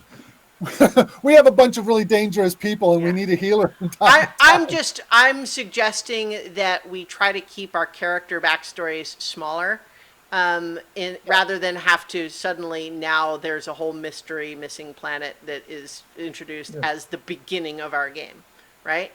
So it could. So my suggestion would be, let's have whatever everybody's motivation is be personal, not galactic. Okay. So yeah, he was being hired by the University of Zodronk, and when he got there, you know, it had the university had changed leadership, and all of a sudden the biochemistry department was downsized, and the message didn't get to him in time to prevent him from selling all his possessions and getting onto the ship, and Yeah. Mm-hmm. Okay. Yeah. and, I see. I like that a and lot. telling his mother-in-law exactly what he thought of her, and Yeah, no, all see, this- I love that. I love that. I'm 100%, because, first of all, that's easy for me. It's built-in character drama. It gives us NPCs that you've burned bridges with. Right. Okay. Yeah, I love that. Okay. Un- So that's my character. Okay, okay. I'm gonna So, go write that up. okay. So we have, what about, anyone else? So we've already talked a little bit about Nova. Utola had kind of like a military background, but now that's done and they're a little bit at loose ends, looking for a new Yep. thing. Yep. Okay. And yeah. He knows how to use guns, so might as well be on a ship. Sure. Do you think that, like, did they leave the military because they finished a term of service? Like, why wouldn't they have been career military? It could be that there was an injury, Okay. like a minor injury to, not enough to make him disabled, but enough to Her? make them unfit for continued service. I just want to, because you had used she before, and then you said Yeah, she. That's yeah. Okay. I just wanted to clarify. Okay. Yeah. So so that could work. Just something where, like, the previous career path seems no longer. Whoa. Sorry, I get a phone call. Okay, that's your ringtone. All right. That's exciting. Okay, so I think that works. What about Basket Case? Have you thought about, like, what's Basket Case's deal? What's their background? Well, just, as a matter of course, he used to be a warrior and now he's, I think I want him to be the ship's mechanic. Okay. And just, he's part of the thing that keeps the ship running, and he's been around for a while, and it's just, he likes seeing new places and getting out to explore whenever they get there, and it's just a nice, quiet existence compared to what he was initially designed for. Well, so here's a thought.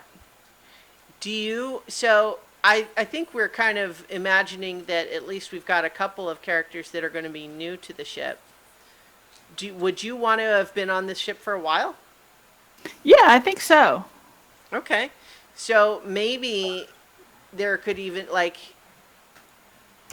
we had sort of had the idea that maybe, like, the MI had some mysterious motives but, like, that's not necessary, right? Like, none of that is needed, right? It could just be that it's been you in this MI for a while. Maybe you had some previous crew, or you're doing something, but for whatever reason you just sort of feel like, Yeah, maybe the previous crew moved on to other things, and now we need a new one. Yeah. So, like, it could have even been just a thing where, you used to have this great crew, but just sort of one by one, they each had sort of their own reasons that they kind of all drifted away, and then it just started feeling a little empty and lonely, and the time has come to open back up. Yep. Okay. I kind of like that. So what do you think that the ship had been up to, like you and this other crew? Like, what sort of things did you do with the ship? I would like to give the ship a name. Okay, yeah. Well, Yeah. I was going to go there next, but, like, we could go ahead and do it now. Let's talk about what is this MI's personality, and what is the what's the name? I want to give it the name Mew. Mew. Mew. Okay, like the Greek letter. Like the Greek letter and like the sound cats make. Okay. Okay. Yeah. I like that. Mew. Yeah.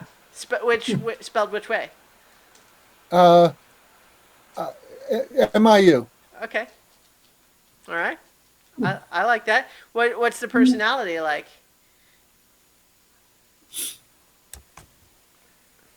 I want to hear Lee's input because your character's been on the ship the longest. We could kind of take a cue from the previous game, for like the person who's been on the ship the longest has a little more input to what's going on, but everybody contributes a little bit, Yeah. except for like the last person to arrive. Well, right, yeah, I like that actually quite a lot. And one of the things true too that is like the Peacecraft species is a little bit elf-like in this setting, in the sense that they've actually been around for a long time because they can't really die. Like if they are destroyed physically, a new body is built for them, and their consciousness wakes up downloaded back at their home planet. So that's just kind of their deal. So Basket Case, if that's still the name you're thinking. Yeah, let's just go with Basket It's a good Case. name. It's a good name. So but it does communicate something about the character, right? So Yeah. But has been around for a while, and if you think you've been with this ship for a while, it could be a long time, right? Yeah. Probably not hundreds of years on this ship, just because this particular technology hasn't been around that long. Yeah. But it could certainly be decades. Yeah. And for that matter, we could decide, do we want the ship to be all shiny and spiffy, or maybe it's a little bit junky? Or somewhere I in between. want to say that the ship was repurposed into what it is now. Okay. That maybe initially it was like a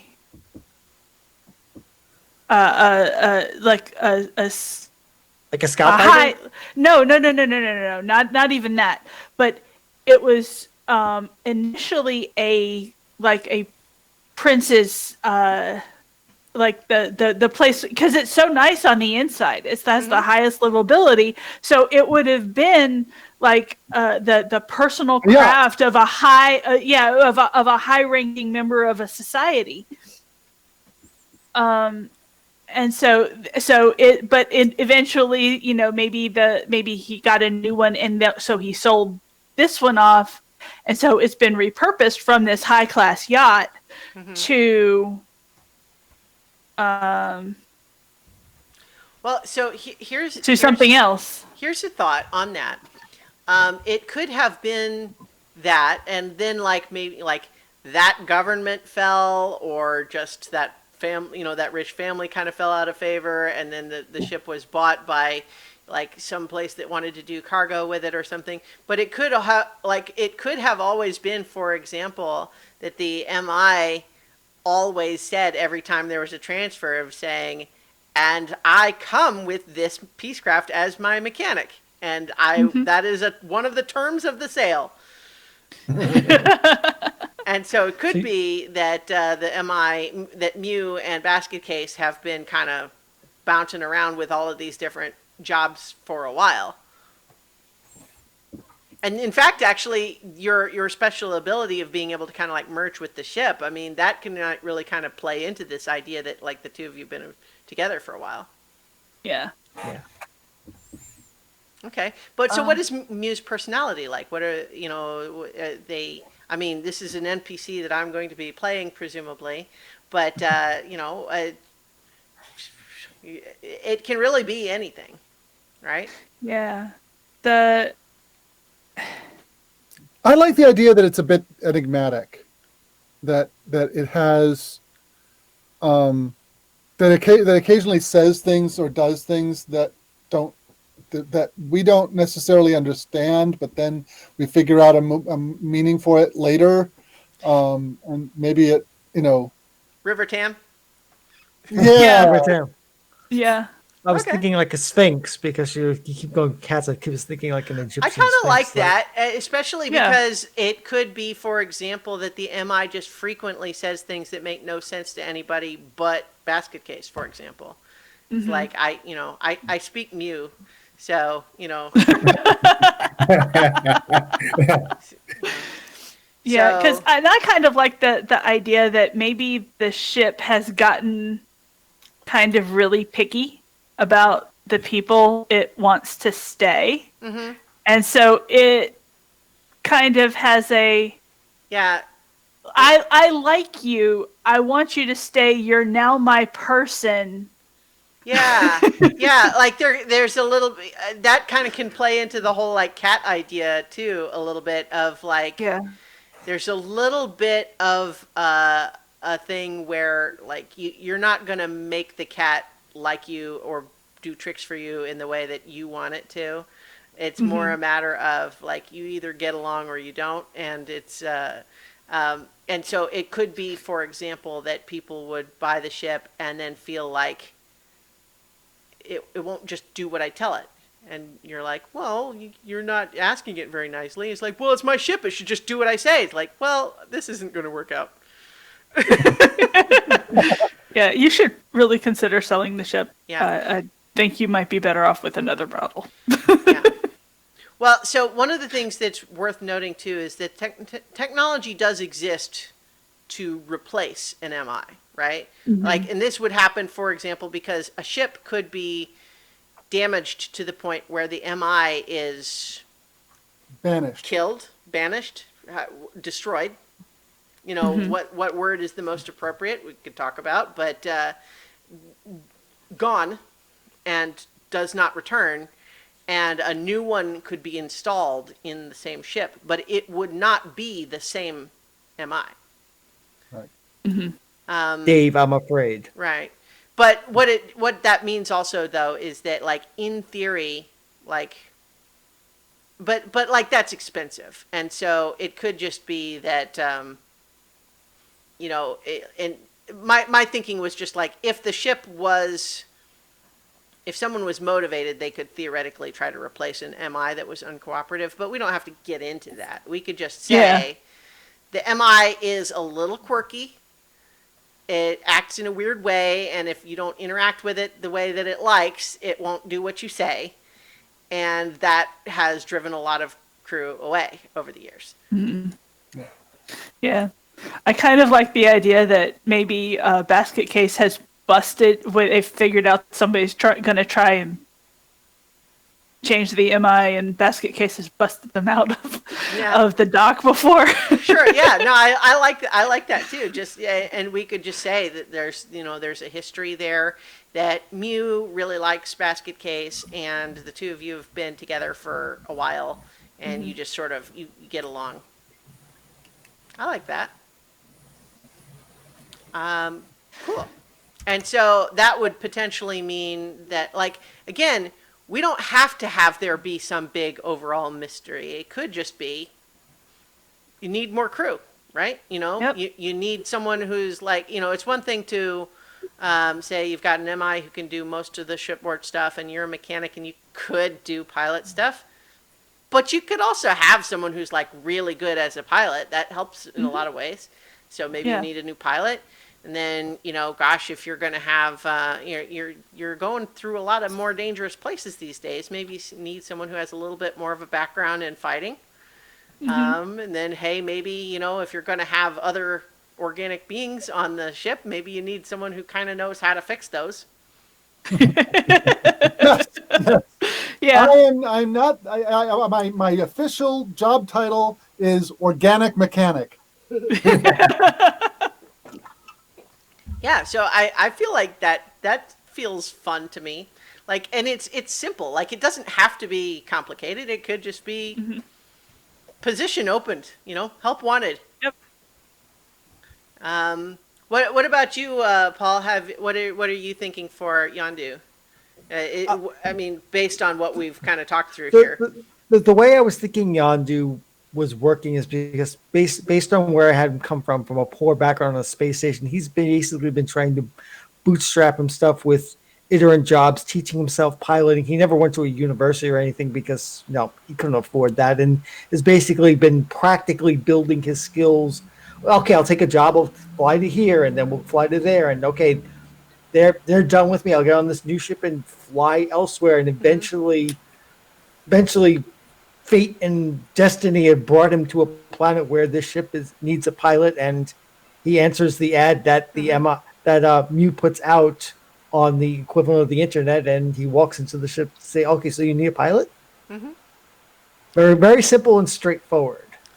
All right. Okay.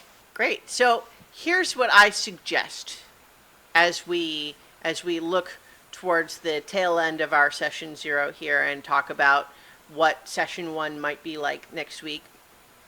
The adventure that we're going to run begins on the Ozobni system, which is it's desirable by being close to the center of the galaxy.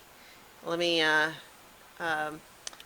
if you guys can see on the stream, I'm pinging where Ozobni is. So it's desirable by being close to the center, but here's the thing about it, like it's kind of a lifeless rock in terms of a planet. So like it doesn't really have any resources of its own to attract. It's just real estate, right? But what that means is that it has attracted a lot of businesses like casinos and it's Space Vegas is what it is. Scum and villainy. Yeah, so like it's got a lot of it is a planet of casinos, fine dining, and other pleasures where the rich pay to forget about the troubles of the galaxy. And most of the overguilds that run the place together, many of the top leaders live there, and many of them don't screen their clientele. So it's some of the wealthy on the planet include criminal bosses with enough money and influence to keep the mouths of the people around them shut. And it is just it is Space Vegas. So that is where the adventure begins. And so I'm going to suggest, as you guys can chew on this a little bit, perhaps as Mew and Basket Case put out the help wanted ads and got the crew together, perhaps your first job as a crew was to do something that brings you to the Ozobni system. And so we can talk about what that job was, but we will pick up next time you have arrived at Ozobni and completed that job, and you're at the next step. Mm-hmm. Okay. How does that sound? Yeah. Sounds good. Great. You guys, we can talk. Do you want to talk through what that job is right now? I mean, it also, we don't have to make the job a whole thing. We could just say delivering cargo. Yeah. Mm-hmm. I mean, delivering something small and high priced, because we're going to Space Vegas. They always need, like a potent potable or something, or maybe something biochemical. Well, right, yeah. The fact is that because this planet does not have any resources of its own, everything it needs is imported, right? Okay, so somebody important on Ozobni wanted something rare, brought in, wanted it now, and since we have this hotshot pilot, we can do the job faster than anybody else. Yeah. So it was, and it was something of a race. Like the call went out. We need Dragonian fire crystals for this guy's Gamma Martini. We're all out. We need them right now. We'll pay a premium price for the first person to bring them. Yeah. And we did that. All right. Nice. And we could just decide that like you guys succeeded. So Yeah. How about this? I like this as an option. We will establish that you succeeded and you got paid well, so you guys have a bunch of Argent that you can use to put new modules on your ship. Perfect. I love it. Mm-hmm. Do you want to talk through what those would be right now, or do you want to handle that like in game next time as we start up and do that like in character? I think shopping scenes are always good, so I think we need a shopping scene. Okay. Well, is the document that has like all the modules So on the it best way to available look us? at the modules would be if you go to the compendium tab, which is the little Okay. one with the little eye, and one of the categories you can select is ship modules. Please let me know if clicking that does not pull up a list of modules for you. I've got a list. Yeah. Great. Yep, we've Those got a are the list. modules. And so, for example, you can buy a lounge for 5,000 Argent that would be in a 2x2 spot. Obviously, you don't have a lot of those. But that would increase the livability of the ship by 1, or healing bay, or all of those sorts of things. Although one of the interesting things about your ship is that basket case has the special ability, I think, where no, never mind. There's a theoretical ability that you could get where you like heal people that are in your little compartment. Oh, I did. No, I grabbed that. Okay, I couldn't remember if you did or not. Yeah, so no, I grabbed that. I have a healing my little compartment is a healing tank. right. But that is an in combat thing, because you spend an advantage to do that. So that's an in combat thing. Also, one thing that you can just discuss. Like, I certainly have no problem with this, but if we're kind of establishing that Erasto is like the doctor, we could talk about, like, do you want to take like a healing ability? I certainly have no objection, but I don't know if you guys want to. You kind of all made your characters in a have vacuum. more than So. one character with healing abilities. Yeah. Okay. Especially, especially if there's going to be a like one is sort of a specifically in combat thing versus what you do when you have lots of time. Yeah, I mean, just imagine there's this great big man that pops up behind you and goes glorp and sucks you into its cockpit. Oh yeah, I'm healing. Okay, so rotating turret is already going to be a thing. So let me let's see. There's a way to. I'm trying to remember. Oh, hang on. I'm doing it from the compendium, not from the tokens. Yeah, hang on. So I can put the modules on your. There we go. Okay, I'm a little confused because the fixed turret in the document I'm looking at says that it's a 1x2, and the pivot turret is listed as a 1x1. Okay, I may have had it mistaken in terms. So the rotating turret, which is what you have, is a 2x2. Right, that is true. But the other options are available for this ship because. Oh, because see, that was my mistake, is assuming that they were all 2x2, and so that's you're correct. Have like 2 fixed turrets or. Okay, so yes, that's correct. You are correct because I didn't. I was wrong about what shape they all were. So the choices are 2 fixed turrets, 2 pivot turrets, 1 of each, or 1 rotating turret. So I don't know if you. I'm okay with just the pivot turret. Yeah. The rotating turret? Yeah, rotating. Yeah. Well, I mean, if there's another thing that only fits in a 2x2. Yeah, so that's the thing, is that if there's some other 2x2 thing that you do want, if you have the rotating turret in that spot, you can't put anything else there. The list I'm looking at under spaceships does not have the lounge one, so I may not. It's the compendium, not the. Not the quick start. Yeah. So you need to be in the compendium. Oh, okay, there it is. Got it. I got that.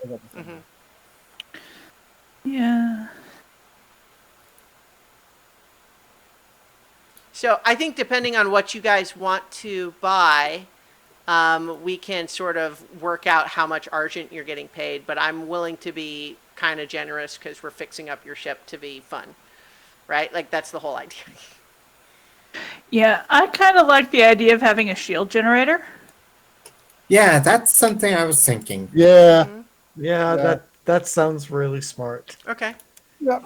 I can't dodge everything. Mm-hmm. But I Okay. can try.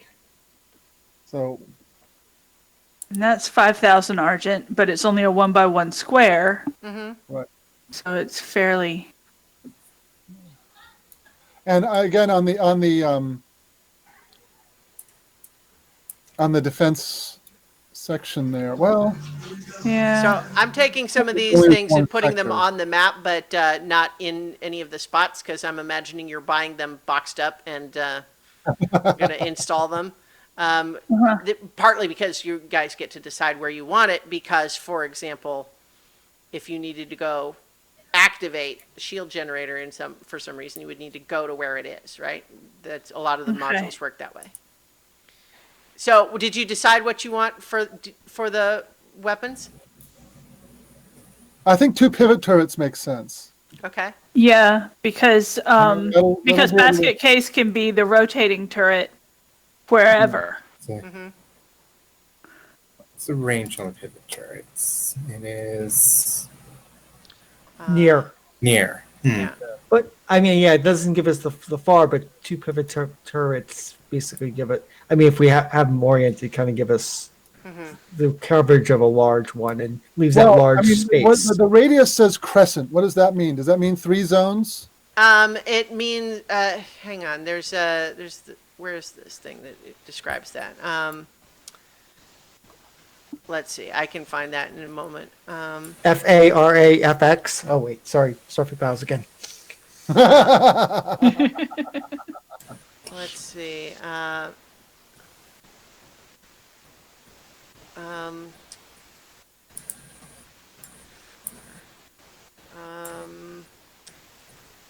I'm looking for where this Okay. where it is. I'll have that for you in a moment. Okay. But I basically think what it means is that if where you put it is say it's on the starboard near zone is where it's closest, that it would basically say that you can get like two of those, or like you could do aft and fore and starboard, but not port, for example. Okay. Yeah. I'm pretty So- sure that that's kind of. Yeah. So if it's 3 zones, then 2 of them will do well, and then there'll be places where they can shoot. Both of them can shoot. So that's good. I think that's what it is. I'm trying to find this place where it describes that specifically. I do have a question. If we have 2 pivot turrets, where's the shield generator going to go? The shield generator is only a 1x1, so it can be anywhere. Oh, okay. So you can put a 1x1 and a 1x2. Yeah, you could put 2 Okay. 1x1s in a spot for 1x2. You just Okay. it's like Tetris. Yeah, I have found a module that I think would be fun, and that is the MI Grounder. The MI what?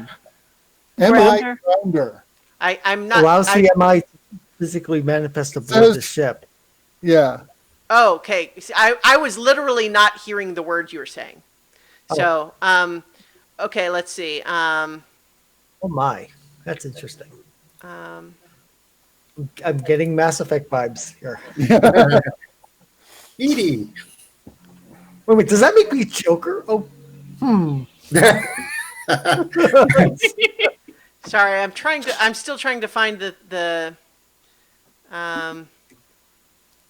I think see. I think basket case would be closer. so I was right about what I was saying is that if it's crescent, then basically it can, like, whichever zone it's closest to, it can get that one and the 2 on either side, but not the reverse. Right. Versus the rotating can go all the way around. And so if we put one on each side of the ship, then we could shoot directly ahead or directly behind, and with both of them, and then starboard and port with one each. So Yeah. So pivot turret. Yeah, it's crescent and near range, and so it would only get So if you had those, hypothetically, if you put them on these 2 side ones, right there, like in those places, that would mean that you would have both of them able to do aft near and fore near, but each of them only able to do their starboard and port. And it's actually a valid question here. We look on the map here that's got this big sort of bullet shaped looking engine thing on there, and there's actually a little ladder stuff on it. I think it would be up to you guys to decide how 3D that is. You know what I mean? Like, Yeah. but so I've put two, I just was showing theoretically where those could go. We've got the shield generator and two pivot cannons and the MI grounder. Yeah, the MI Ground is one that looks really kind of interesting to me. Especially from a role playing perspective. We'll need to make a token for them then. Let's see. Yeah. Okay, and then it also increases the MI's health levels and the livability, and also it lets. Let's see. Oh, okay. I think that its ability to help and support beyond its normal capabilities is reflected with the increase in the livability and the health levels. Right. It's not also, that's how it does it. Yeah. Yeah. Okay. Yeah. Okay. So, but that's 25,000 Argent. So that's like, I mean, I like the idea, but that's also a lot, right?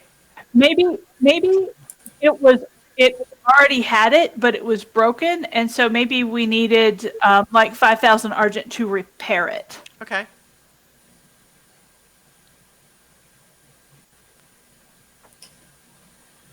Yeah.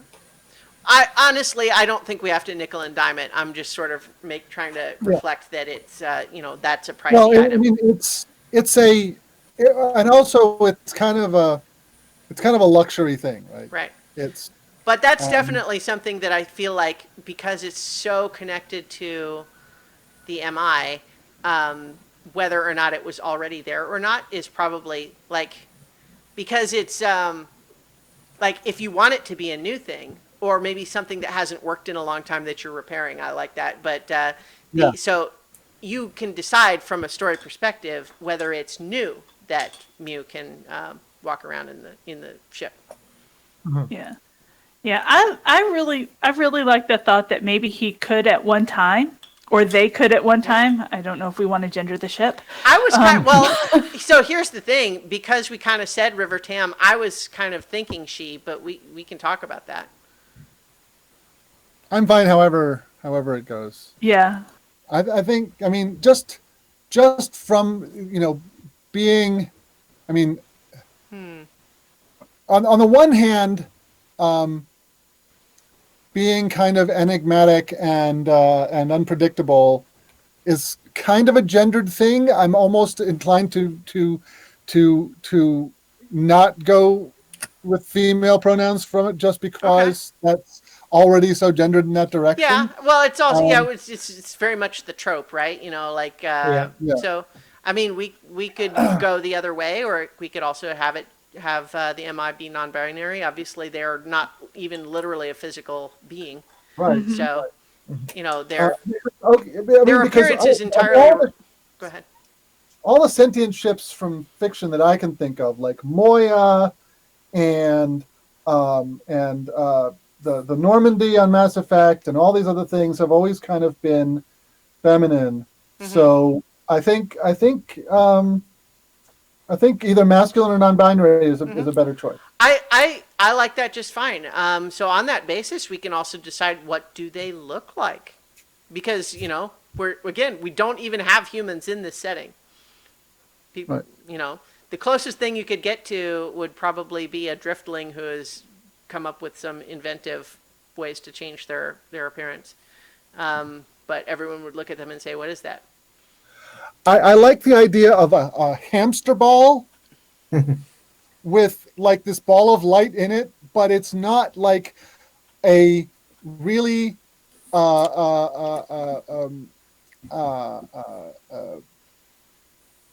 it actually does roll around inside. There's a clear spherical hamster ball with a ball inside that rolls around in order to move it around the ship, and like if it manipulates objects, if it touches things, it's like tractor beams, not like hands or anything like that. It's much more. It's like it's like a rolling plasma ball. Yeah. Okay. Yeah. Okay. So really, so not even really representative of any alien species, but rather just sort of a there's a physicality to it, but not representing any other sort of known life form. Right. Right. Okay. Right. Yeah. Hang on. Let's see. I'm gonna. I'm pretty sure there's a token. Um,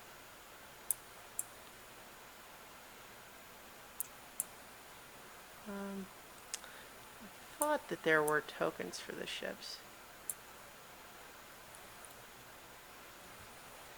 Um, can't find them right now.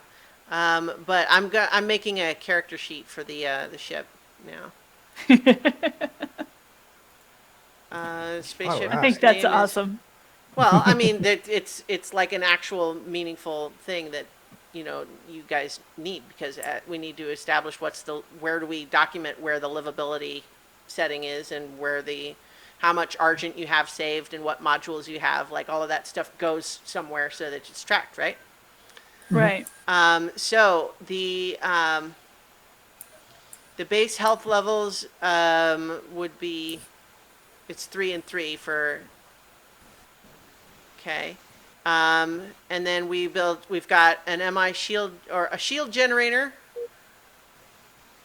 which gives one shield charge. And then the MI grounder increases both health levels by 1 and livability by 1, right? So Right. oops. 34. Wow.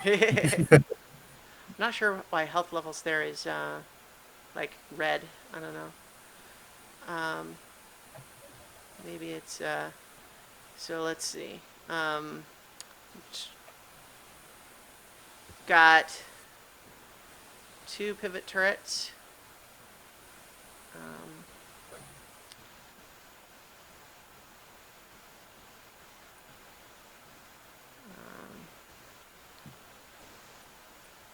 It's not filling in the text there. That's okay. I'll do that later.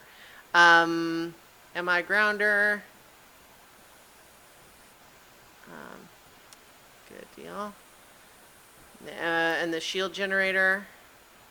And anything else leap out at you guys? Not quite yet. Like, Not Yeah. yet. yeah. I mean, we want the carrots dangling out there for us to Yeah, save up yeah, and get stuff.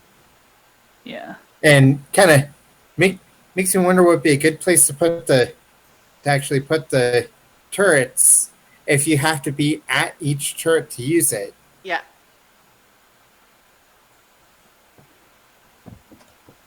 Because put at the two, the port or the port and Well, starboard.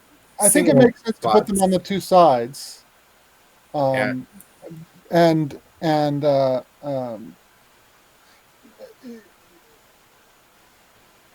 Should it be here though, or should it be up at the nose? no, I think Well, it should be in so- 3 and 4 so that we don't so if we do have a breach or something, we Right. don't lose all of our weapons in one sector. Well, that, and also those spots in Sector 1, I would say, are both in the in the 4 near radius. Uh-huh. Yeah. So you wouldn't have anything that could aim aft near. Yeah, we'd have to put one up in the nose and one in the back somewhere in order to coverage that way. If we didn't want them on Yeah. the wings. I guess. I have a feeling that in most situations we're either going to be running away or approaching. So so it makes more sense to me to put them on the sides of the ship than on the front and the back. So we can fire both guns at or as we're Things we're fleeing. chasing or things chasing us. Yeah, we're not a broadsider. Right. I mean, you guys just tell me where you want them. You guys are Yep. getting to, decide what. Top where you, top and bottom there. Okay. Yeah. Also, And- there's a little bit of an inconsistency in the text here where the MI grounder is listed in the compendium as a 1x2, but the actual token for it is 1x1, so I'll allow it to be a 1x1. So you have Um, a shield generator and the grounder that are both 1x1. I think they can both go in sector 2. Okay.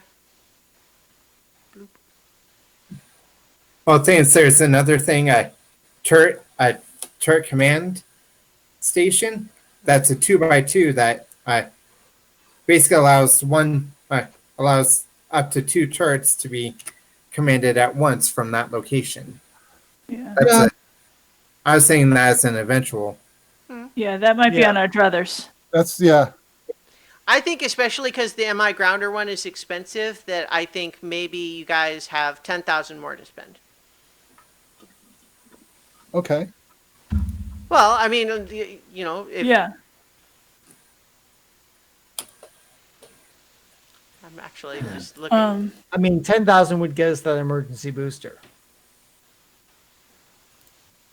But I'm just that's realizing kind of a one-shot. there's tokens for stuff that is not like an official module too. Actually, that things that I could put on there, like bed, for example. um, yeah. Control desks. Just things so you don't have those black spaces on there. Yeah. Yeah. That looks like.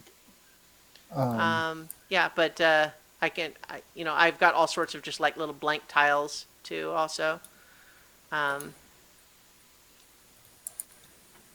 Just to control the, like view screens and everything. Yeah. But yeah, I mean, did you guys have any others? I mean, I kind of put the limitation for one more on there, just partly just because you guys were sort of slowing down and in saying what you wanted. To be Yeah. honest, I think There's Hulk Gunk. I mean, if we have another 10,000, I'd say put that in the sealed argent. Yeah, and just let it, let it appreciate. Yeah, sure. Okay. Let's All right. So, and then unsealed argent, we'll say you have 3,000 of that. That's from your leftover other stuff. Yeah. All Yeah. right. Okay, so I've got this character sheet now that I think I've got saved so that all of you can see it in your journal. Yep. Here, let me make it so that all of you can like do stuff to it. Like now, you should all be able to adjust those if you need. You. Yep. All right. Good. So that has the benefit of you can look up the descriptions of what the modules do. And so let me start putting some little blank spots and other just miscellaneous screen candy on to just make the rest look nice. Does anyone have a desire for a little bed token to show up somewhere? Because I have them. Yeah, stick a bed in the nose. I think that's where Yandu would sleep. Is there anything like a bathtub or a tank? Let's see. Have you read Schlock Mercenary, Nobilis? I used to. I don't keep up with it anymore. It just finally finished. Yeah, a couple weeks ago. But you take. I suddenly thought of, Sergeant Schlock. Like, he It's his uses. bucket. There's two different I'm not seeing anything that looks like a bathtub or a tank. I'm putting two different pilot control chairs on. If you're seeing those, like which one of those? I'll put one of those in. How about one of those will go in the MI jack spot, and the other one goes into the pilot control spot. I think the red one would work better with the MI jack. Okay. Yeah. Awesome possum. All right. Yeah, and because Erasto is actually a cyborg, he has some MI powers that he can buy, and he's got one that I took, so that might be the kind of place where he hangs out. So So here's the thing. Maybe it makes sense to have two different two beds. I mean, basket case presumably wouldn't need a bed. No. Um, uh, but maybe Nova and let's see, would we need three? Well, so you guys tell me. Some of this is obviously just flavor decoration. Do you have thoughts? Honestly, Nova Utola would have her bed closer to the guns. 'Cause Okay. that'd be her battle station. The Ah. guns would be her battle station. So Okay. And I am drawing a a tank for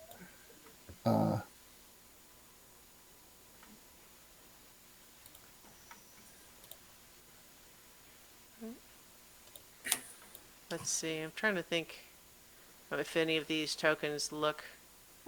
Well, how? Let's see. If something looks like enough like one of those that we could. That's what we could call it.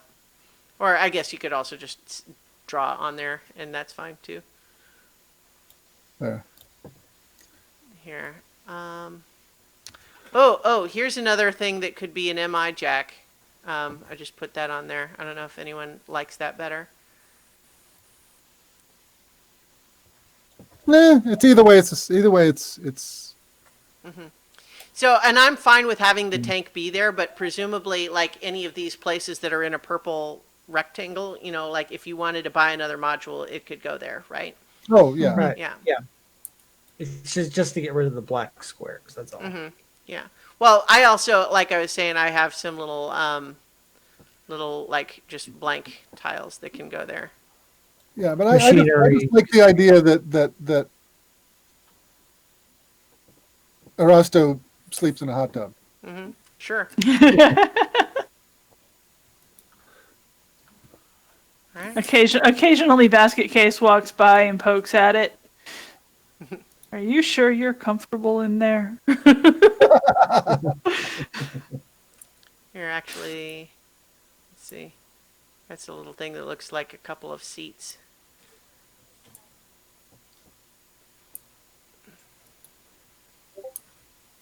There we go.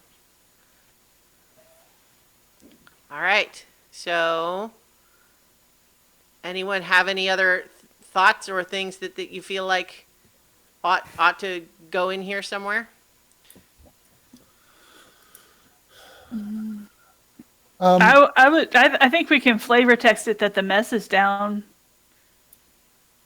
Yeah, below down deck. below Yeah, on the next level. yeah. There is a below decks area that we don't like. It has all the stuff that's off screen. The Okay. bathrooms, Yeah. Yeah. the mess. The show just hasn't got the budget yet for that part of the Sure. show. It happens.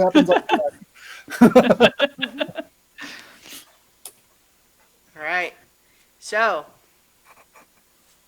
I think we've covered all of the things that we really needed to cover. So next week we will begin the Burning Daylight adventure that came with the pack because it has lots of fun stuff in there. I will be tweaking it a little bit just for anyone who's watching this who might have read the adventure or know what else is in it. Just also because I know there's a couple of other streams out there that are doing their own versions of it.